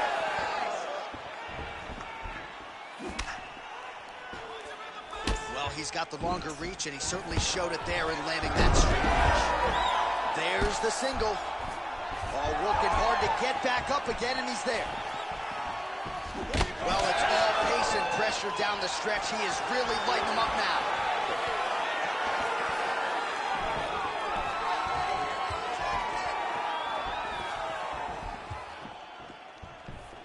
Under 2 minutes now to go in our third round. Oh, trying to turn out the lights with that roundhouse kick, but just misses. Looks as though that strike maybe opened up a cut around the eye area. Yeah, it looks like that strike opened up a cut, John, but there's nothing to worry about now, but he's got to start to protect it. Well, he's looking for that left hand, just out of range, though, with it. Rosas Jr. gets another takedown here. Good sign for him here. Yep, and he's got him secured in the half guard now. There it is. Now he's on the mount. You have to be so well-rounded once you get to the top of these divisions. You cannot just be a knockout guy. You got to be able to change it up if you find yourself in this situation that he's in right now. Now he's got a good body position. Yup. We'll see what he does here. He postures up and lands to the head. Another ground and pound strike lands. Lands the ground and pound strike. Well, he postures up yet again and delivers another big sequence there of ground and pound. Beautiful punches there by Rosas Jr. And that'll do it. 15 minutes in the books.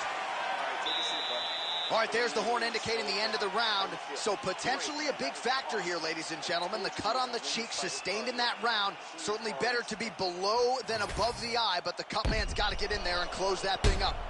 All right, DC, we'll get a few clips of the damage done in that previous round. That eye continues to be the main target. I mean, he is getting hit in this position, and it's all about now, where is the cut? Is it above the eye? Is it below the eye? But every time you get hit in that area, it is going to sting, and the bleeding will then cause issues to your sight. He's got to change something. Fourth round now, fight scheduled for 5 5-minute rounds. All right, next round is now underway. Hopefully the action continues at a high level. Pretty good first 5 minutes. Pretty good first 5 minutes. Both of them can really pick it up. Let's see who decides they're going to lead the dance as we go forward. Well, he continues to land a high number of strikes here, just like he did in the previous round. This is a world-class display of striking here tonight. Hook to the head there by Rosas Jr. Vision could... A ton of trouble right now. There you go. There you go.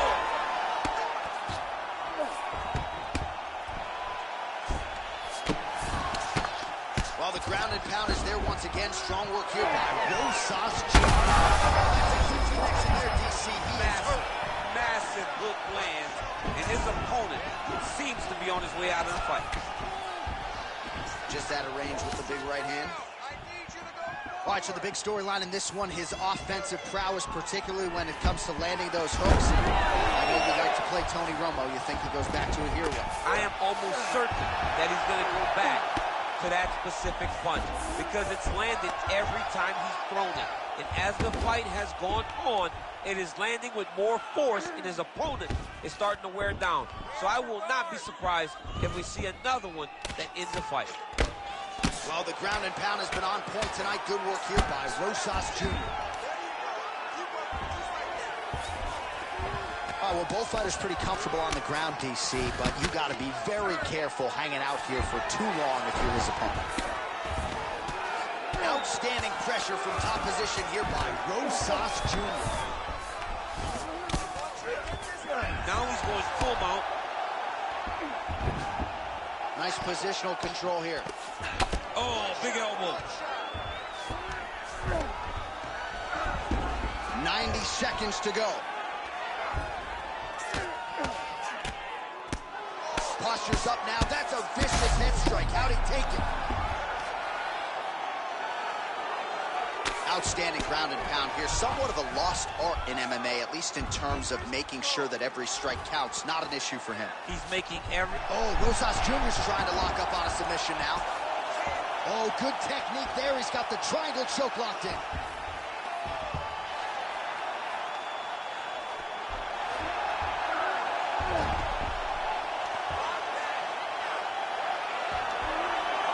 This has got to be the end of the fight. It's over. This fight is over. Whoa! Submission defense. He gets out. Calmness in that moment. It looked like the fight was over. He was able to clear his head. Put the guy into the mount. Not a great position, but much better than getting his arm snapped in half from an arm bar. Great stuff. All right, so the round is over. You see, obviously, the fighter has a cut on his cheek sustained in that round, but better to be below the eye than above it. The cut man is in there trying to close it up. All right, so back to the stools we go. They say defense wins championships, and he has not defended well tonight. He isn't trying, or at least it doesn't seem like he's trying. He has got to move his head. He's trying to react when the punch is already coming, and that's not working. If he takes many more of these shots, this fight is going to be stopped due to the swelling. You ready to fight? You ready? Fifth and final round.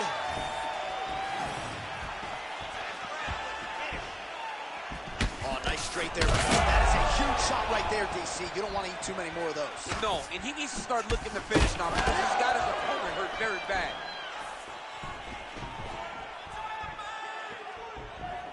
Throwing that low kick. Watch that open up a cut around his eye area. He hasn't moved his head well. He was taking shots too clean, and now a cut has opened up. Both fighters exchange in the pocket here. Well, you know this is the hurt business, and both guys are compromised at this stage of the fight. Yeah, both guys are compromised. Both guys have been beat up. Both guys have done a great job of landing, recognizing what they wanted to get done, and it's showing. This is a very evenly matched fight. Single leg takedown attempt here, and that gets you out of your seat. Beautifully done by him there. Oh, man, I jumped up and down. Am I watching the Olympics? Oh, Rosas Jr.'s going for the sub here. Oh, I'm no expert, but that Von Flue choke looks locked in. Oh, somehow he gets out. Fantastic submission, D.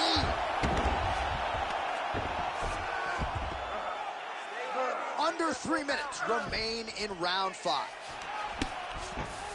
All right, side control now. Good work from the top here by Whitaker. Another ground and pound strike gets home. I need you to scramble. Scramble. Oh.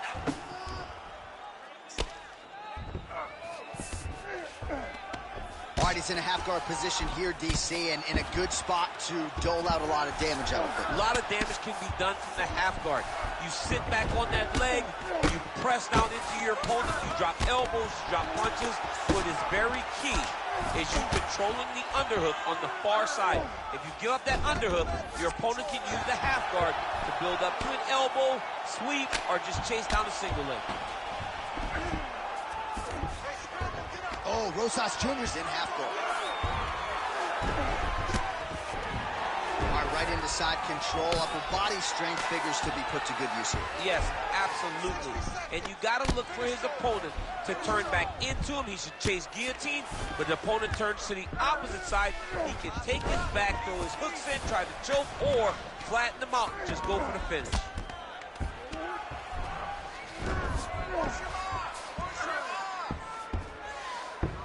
A lot of top pressure being applied here as he works out of side control. Nice defense. Final seconds of the fight.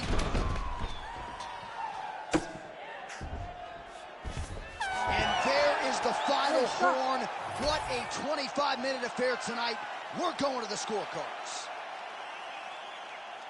We'll Ladies see how and the gentlemen, judges after saw it. 5 Here rounds, is Bruce we Buffer. go to the judges' scorecards for decision. For the winner by split decision, Robert the Reaper Whitaker! Well, he was Australia's first UFC champion, and Robert Whitaker may just be getting going, folks. He has been an absolute force of destruction since moving back up to middleweight, and it is going to take, in all likelihood, a huge effort to knock this guy off of his current streak. A huge win for Bob Whitaker tonight.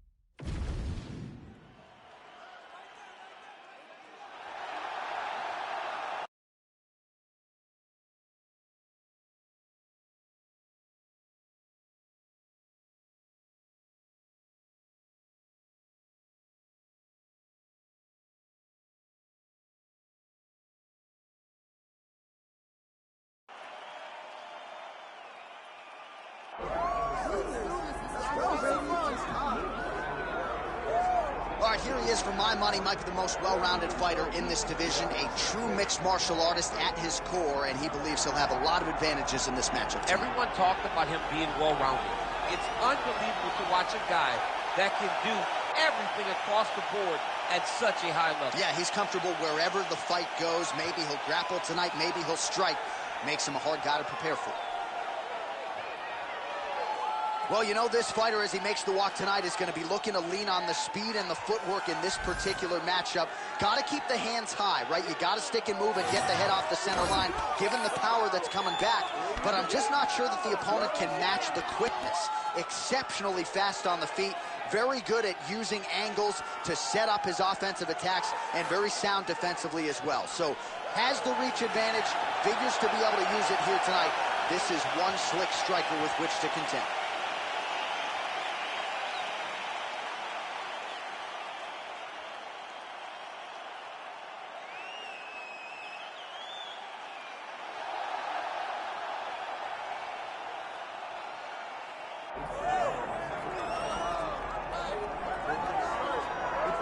All right, so here he is right now at present, the best we have to offer at 145 pounds, the undisputed featherweight king, Alexander Volkanovski. And you want to talk about a championship performance as betting underdog.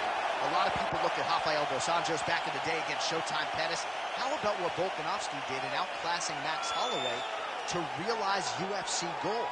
And he's just starting to put it all together. So it's a scary proposition for the rest of this featherweight division to think just how good this Volkanovski could be now, having made those improvements since winning the belt against Holloway.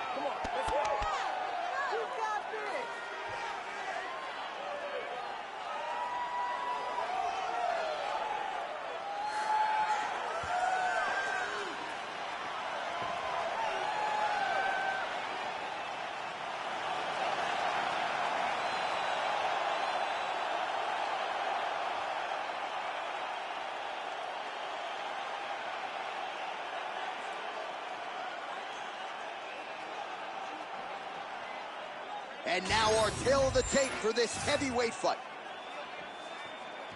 Here's Bruce Buffer. Ladies and gentlemen, this is the main event of the evening.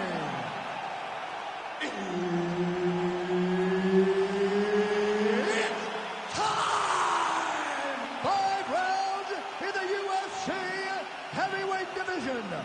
Introducing first, fighting out of the blue corner, Sean the Sniper Watson. And now introducing his opponent, fighting out of the red corner, Alexander the Great Volkanovski. Herb Dean, our referee for this one. Ready. Good. All right, the Volkman, Alexander Volkanovski, at one point in rugby league, he weighed 214 pounds. As you know, he competes at 145 pounds in mixed martial arts, and he has evolved into the best featherweight in the world today. Striking is the focus here tonight, particularly when it comes to the leg kicks. Believes that he can get those calves pretty sore on his opponent here early. How about that, DC? Turning defense into offense, blocks the strike, counters with the jab. He's got a good reach advantage in this matchup, and it certainly looked pretty pronounced in that exchange. All right, so we will see early on how the Volkman chooses to proceed, and no surprise to see Volkanovski go to the leg kick early. I mean, we have seen this constantly with Alexander Volkanovski, especially in the first Max Holloway fight. He won the fight behind the leg kicks. He is so smart inside of the octagon that he will throw these leg kicks, not hard, but they draw something out of you, and then he starts to attack you with things that have more force. This guy's tremendous, and that is why he's the best pound-for-pound fighter in the world. Volkanovski gets caught by the solid uppercut there. He's a hard guy to hit. That one certainly found the target. Midway through round one, both fighters starting to open up a little bit.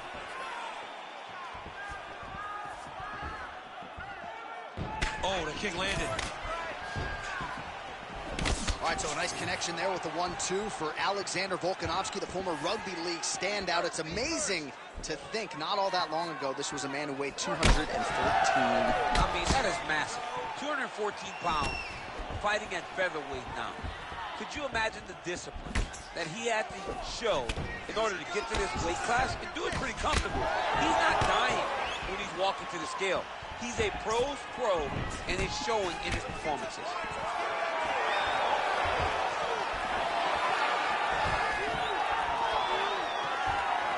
Throwing that jab yet again out of range.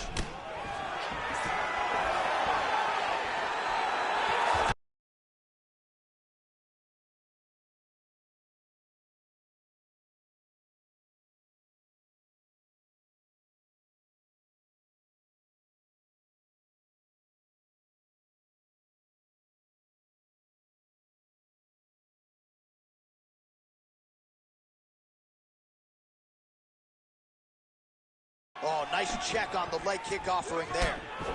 Well, the calf kick has effectively changed the game, and I'm not sure he wants to take too many more of those. Well, you might consider switching stances or something to try to eliminate that attack from coming in his direction.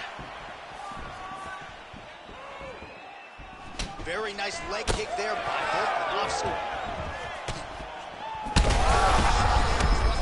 Still attached to his body. The last time I saw an uppercut like that, it was Overeem versus Ngannou, and you know this kill had a punch over his head. Strong outside leg kick. Oh!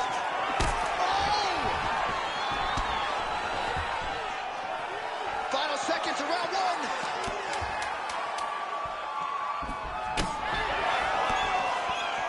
Second round, straight ahead. All right, so there's the end of the round. Big story in this one now. The cut on the bridge of that nose from that strike. The cut man is in there. Should be able to shut this one and potentially prevent it from being a factor here moving forward. All right, so there's the horn signifying the end of the round. A stunner there with the head strike midway through. Nearly got him out of there for good. Almost got him out of there. He hurt him badly. He had his opponent hurt real bad. Now his opponent's walking back to his corner. Everybody looks confused. They don't know what they're supposed to do to try to change the way that this fight is going.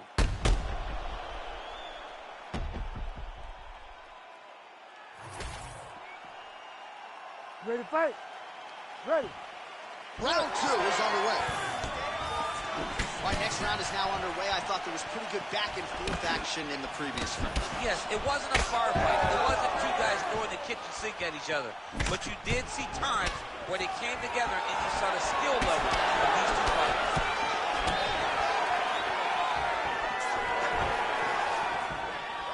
Keeps going back to that jab, keeps throwing that jab, but unable to land. The right kick is there again for Alexander Volkanovski, DC. Those leg kicks, he's so good at registering where his opponent's going to be. So throw leg kicks to build a lead. Right now he lands another one. And as we expect, Alexander Volkanovski is once again ahead in the fight. Beautiful kick to the body. Lifts on the right hand. All right, well, that blow is buffeting from that cut with each strike landed, and he continues to effectively target that area. You know, we are talking about a guy with a super high fight IQ. So when you give him that blood, that crimson red, He's hurt now. Under 3 minutes now to go in the round. So a much different approach from him here in round two. Took him a while to find the range, get in his striking rhythm. He has found it here, and as a result, has really picked up the pace in round two. Lands a nice straight.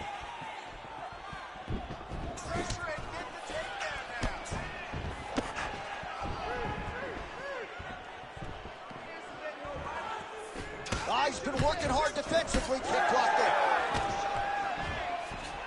Just misses with that one.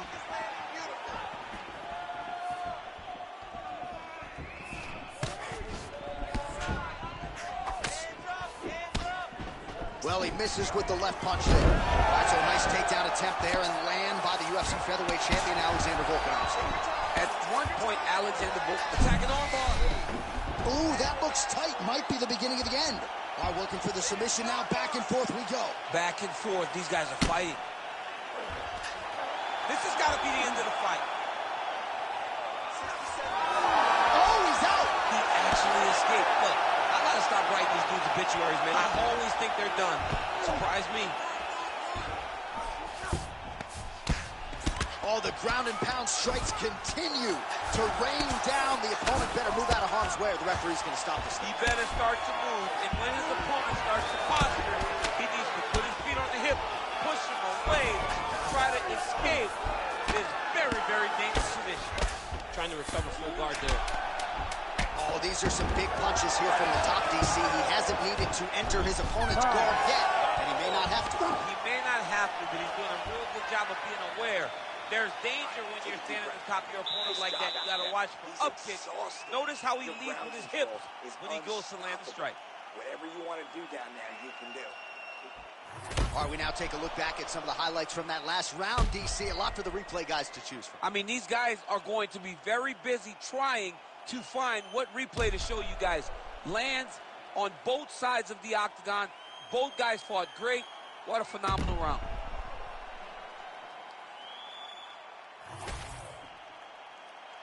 You ready to fight? You ready? Third round underway. All right, so back-to-back entertaining rounds. We'll see how it goes in this round. We'll see which corner sort of maximize those 60 seconds on the score. This is what happens. Very skilled, very evenly matched fighters coming together. Nobody has really taken a lead in this fight. Let's see who does it going into the next round.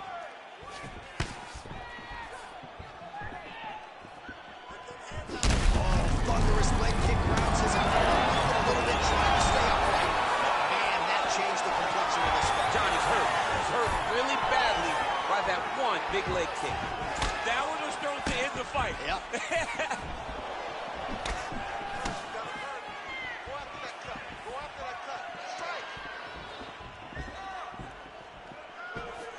Beautiful kick.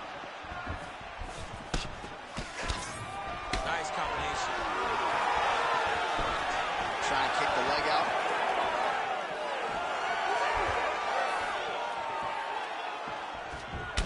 All right, mixing up the leg kicks nicely, and that thigh starting to show some visible signs of bruising now. You know, you can't even worry about what that high leg kick does now. You have to worry about the dividends that it will pay as we go forward in this fight. Punch coming, it's blocked. We have crossed the midpoint of this one.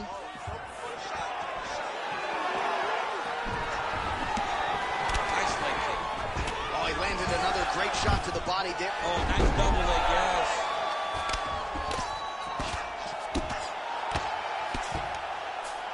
Volkanovski's in half guard. Great job landing from the top position. Trying to guard pass here, not today. No, it ain't happening. Good job understanding the transitions. Oh, right into mount.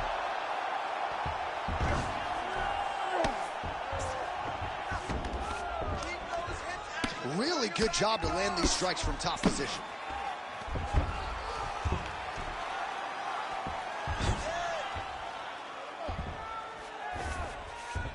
He's got to start throwing now.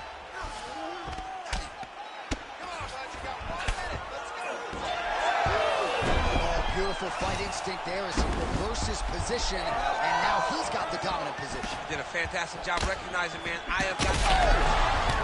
Oh, he is stunned, trying to recover here.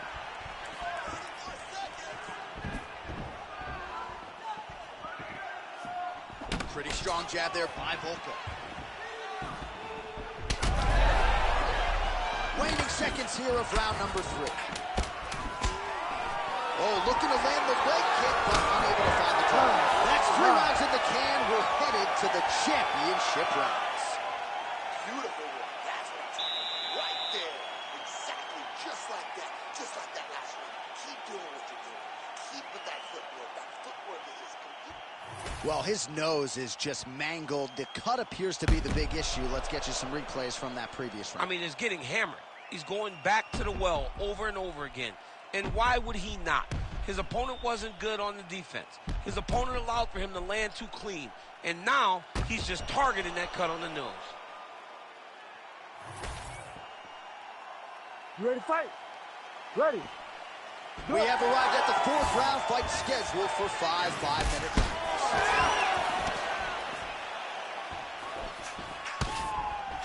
Volkanovski gets caught by the straight punch. Leg kicks all day. His mobility is compromised. Might get it back a little bit as the fight continues, but that's an obvious limp right now. Well, it's going to take ice on the calf, ice on the thigh when he gets to the corner to try and bring it back. But once you get dead leg, there's not much you can do. And just misses with that big right hand. Well, no feeling out process tonight. Both fighters invoking damage on the other, DC. Yes, we knew this would be very competitive. We knew that this was a tough fight. We knew that both guys would be very evenly matched in this fight. But we didn't expect to see this type of war between these two guys. Oh, here's a kick to the body. Blocked, though, by Volkov. Just over 3 minutes to go. He's looking for that left hand. Not there. Oh, picture-perfect shot there, DC, and one more of those he might be out. I mean, the fight is going to be over. I can't believe he's still standing. That shot landed perfect. Oh, right hand. Distance management 101. Another punch lands.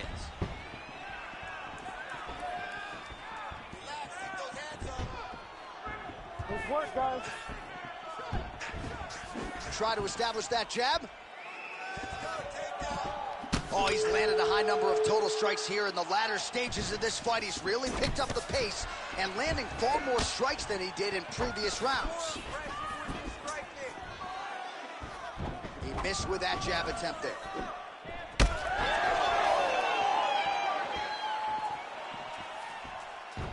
Missed with that attempt. Nice kick to the midsection. You know, when guys start to tell you kick me here and they start to posture, that means that what you're doing is actually taking an effect on them. Oh, nice.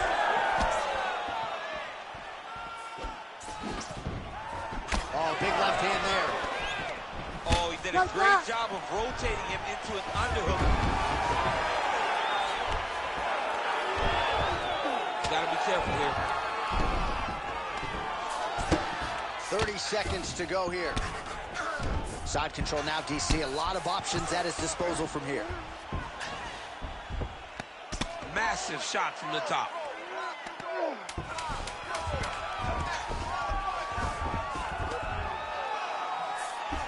Horn sounds for the end of round 4. Stop! Deep breath and recover. Bring that heart rate down. You're winded, but that's okay. It's a fight. You're supposed to be tired. This next round. All right, so a crowd-pleasing 5 minutes in the books. DC, take us through some of the highlights, man. Punch after punch landed right on his opponent's face. He did a great job of finding his target, locking in, and then getting his fist to the target in that round.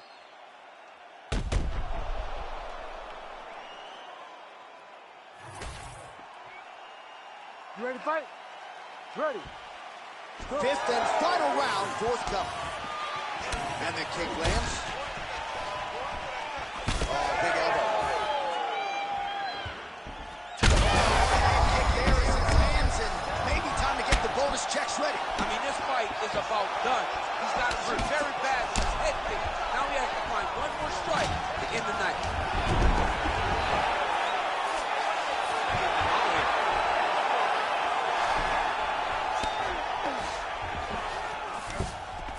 Yes, smart adjustment, yep.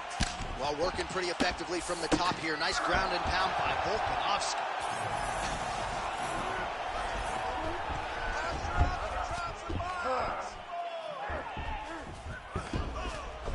Decent work, guys. This is a terrible position. Lights out. He has a lot of good movement.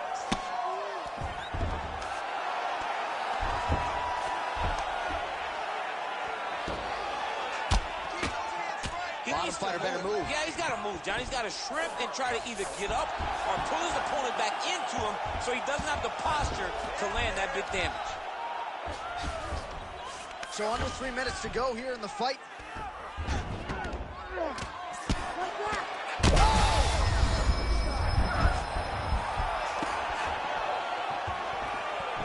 Volkanovski's in half guard now. There it is. Now he's going to mount.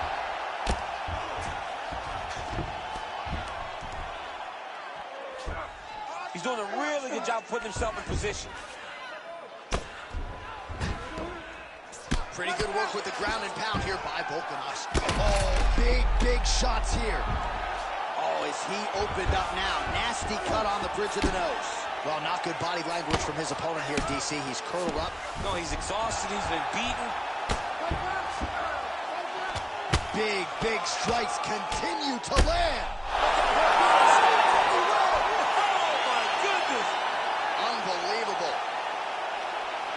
Just a relentless effort out of this fighter here tonight. The ref had no choice but to step in, and that is how you leave the judges out of it. All right, let's get you some replays now. Certainly a lot for our replay guys to work with in the truck. This was a clinic tonight in terms of mixed martial arts acumen in every realm of the game. And once he got to the top, he started to land brutal ground and pound until the fight was called off. Just a dominant performance from the top position.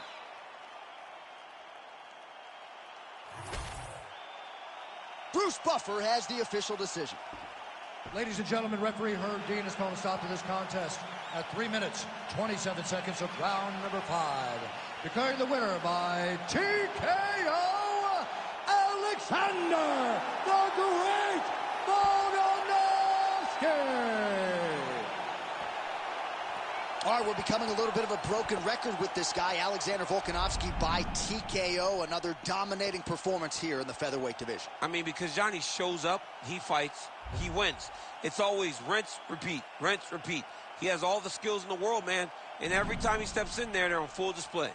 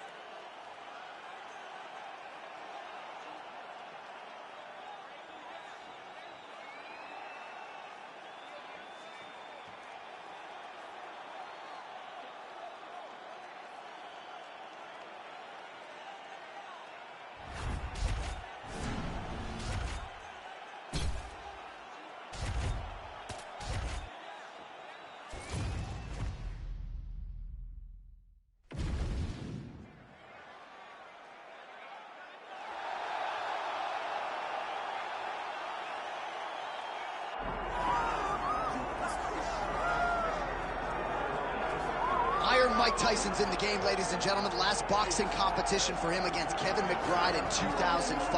He loves this mixed martial arts stuff. You know about his appetite for competition. This felt like an eventuality. Tyson on the biggest stage tonight. Yeah, it always felt like Mike Tyson would make his way here because he loves fighting so much, and he loves mixed martial arts so mumuch. But if you ever thought a guy could cross over from boxing with the athleticism, you thought it was Iron Mike Tyson. He was so fast, he was so gifted. He's an A-plus athlete, and if he commits himself to the wrestling like he did boxing, I imagine Tyson will find a lot of success inside the octagon. Once the baddest man on the planet, trying to realize that distinction again, albeit in a different combat sports setting. We'll see how it goes for Iron Mike tonight.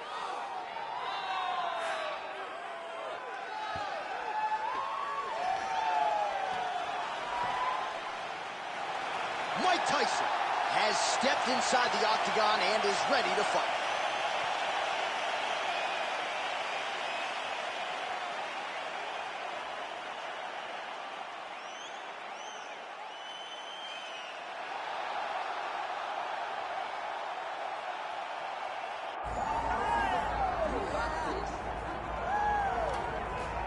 All right, so here's the former UFC welterweight champion, Kamaru Usman, and there is no taking this man's legacy away from him. I know he was disappointed with that Leon Edwards fight, but this man is going to get his roses, his Hall of Fame night. Still has a lot to accomplish, though, at least in his mind, right here, right now. Well, you watch him in that fight, and you still feel as though he was the best. He was winning the fight, and he got hit with a beautiful head kick by Leon Edwards.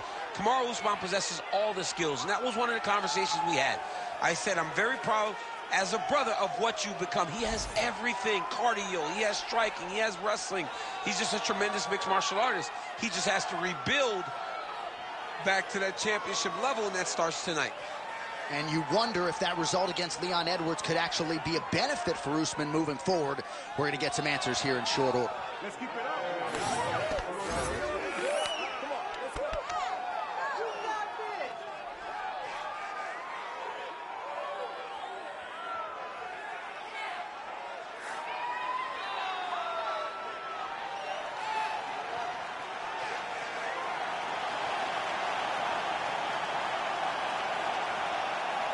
The Nigerian Nightmare, Kamaru Usman, set to fight Iron Mike Tyson.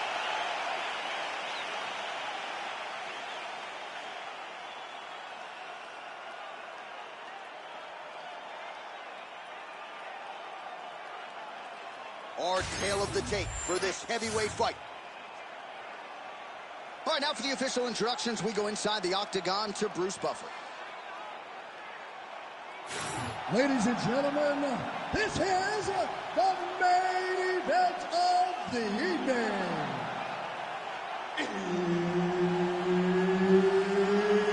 It's time! 5 rounds in the UFC heavyweight division.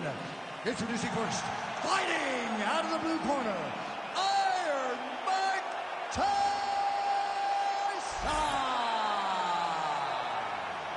And now introducing his opponent, fighting out of the red corner.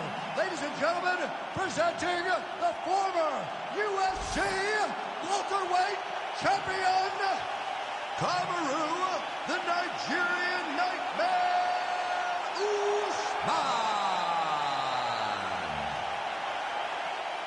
The veteran Herbert Dean, our referee for this one. Ready. Let's do it. All right, well, we are just about ready for live action. We would be remiss if we did not throw out a special happy birthday to the veteran voice of the Rockers, Bruce Buffer. Happy birthday to the most interesting man in the world. Happy birthday, Buff. All right, nice job by the wrestler sticking with the game plan here early. DC goes to the clinch. He said he didn't want to be shooting takedowns from way outside. We'll see if he tries to get a level change here on the inside. Well, he needs to. This boxer is so good in close. Whereas you're clinching with most athletes, they tend to panic. Boxing is spent a lot in the clinch, so this guy's well-versed here. Where he isn't well-versed is getting his feet tripped, getting foot swept, getting level changed on. So he's got to mix everything up. It's high-low if he wants to take this guy down. All right, side control now, DC. You know he's in his element on the ground. A lot of tricks up his sleeve. A lot of tricks. Great ground and pound by this man. Tyson getting peppered here from the top. He's got to figure out a way to cover up. going full mount. He's got to be careful here. Oh, he's got his back.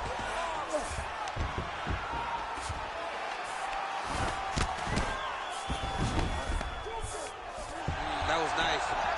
Well, as usual, suffocating work from the top here by Kamaru Usman. If you're the bottom fighter, DC, what do? You got to move. You got to shrimp. You got to get off on a hip to try to move your opponent off of you or pull him down to close the space. Just over 2 minutes to go in the round.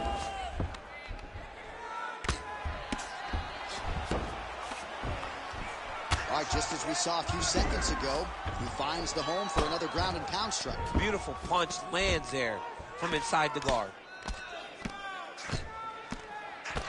Postures up now and lands the vicious head strike.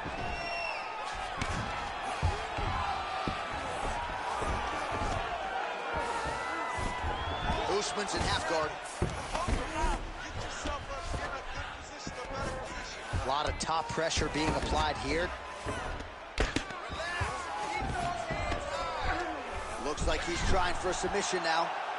Oh, looks like that submission's almost locked in. Starting to get pretty deep here. Oh, he's out of danger. Great submission defense. He's able to take his arm out and stay safe.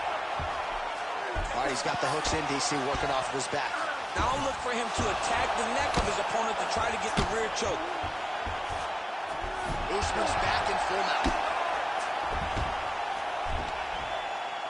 15 seconds remain in the round.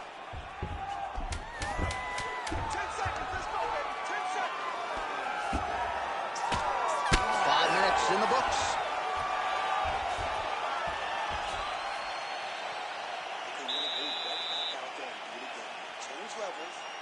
Shoot that single, go right through him, and just stay in top half and ground and pound. Just stay on top. All right, now we take a look back at some of the action in that previous round, DC. A lot to like on both sides, really. I mean, both were intent on going forward. And what happens when nobody wants to take a step back? They meet in the middle. That's exactly what they did, and they both found success over the course of that round.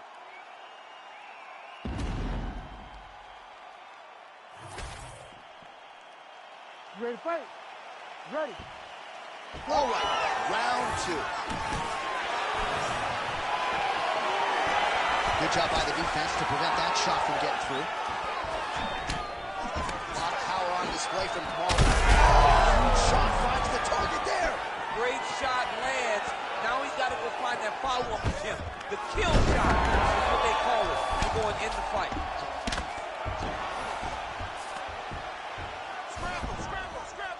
Well, the ground and pound is there once again. Strong work here by Usman. Again, not much defense there. Another ground strike gets through. Oh, he got to the spot.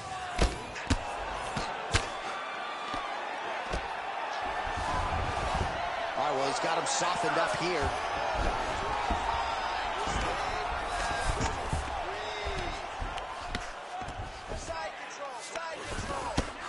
Usman, ground and pound from half guard now.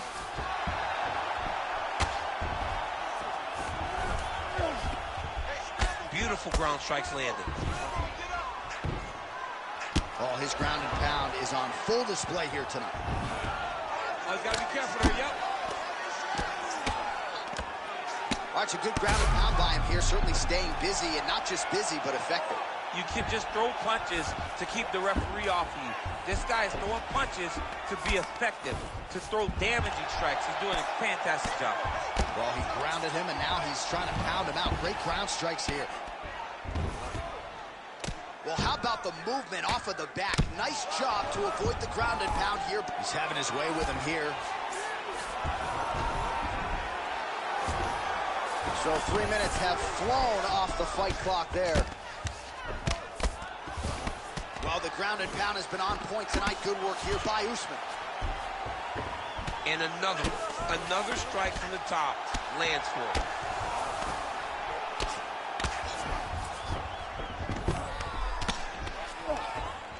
Usman's in half guard. Oh, right into mount. Well, he's got his back now. Oh, he's got the ground and pound going now. Oh, nice job to split his guard and get the ground strike home again.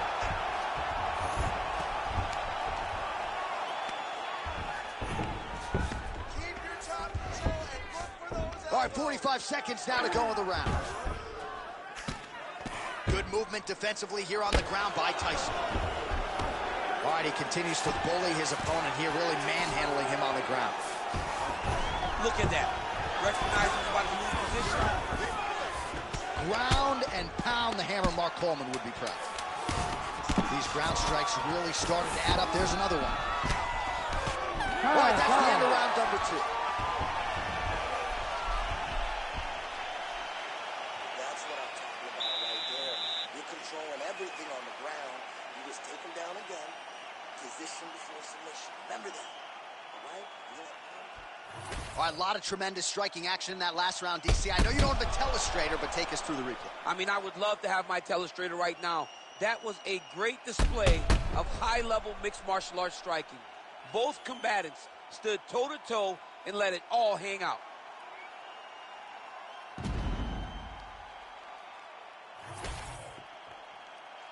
You ready to fight? Ready. Third round underway. Starting to do some really significant damage to the body here. Another strike lands there. Good stick. Single collar drive. It's a big hook. Usman gets the single leg takedown. Nice transition. Oh, the hard ground and pound strike lands, and that has caused some swelling or so, it appears.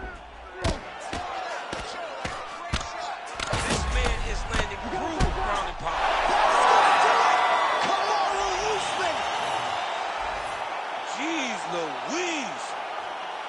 Well, make no mistake about it, he is getting 2 paychecks tonight as he gets the big TKO victory. Wow. That's unbelievable. It was crazy to watch his finishing instincts on display as he got that massive victory. It was amazing, John. It was amazing.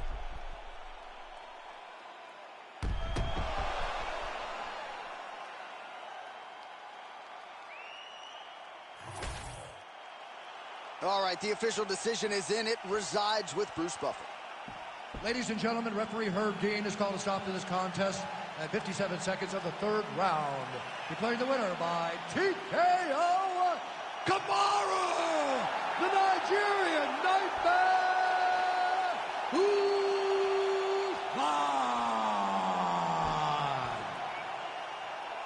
All right, so Kamaru Usman, your winner tonight by TKO, and the knockouts really starting to pile up later in Kamaru Usman's career. He found it off of the jab, and the setups were beautiful. This was a clean effort from your guy tonight. I mean, it starts with the jab. The way that he pressures guys. He hurts him with the jab, and then he finds that follow-up shot that allows for him to win like this. These TKO victories are very difficult to come by, and Kamaru Usman is getting them at the highest level. Well, he told us in our fighter meeting he absolutely needed to finish here tonight. We thought those words were strong. The performance was stronger.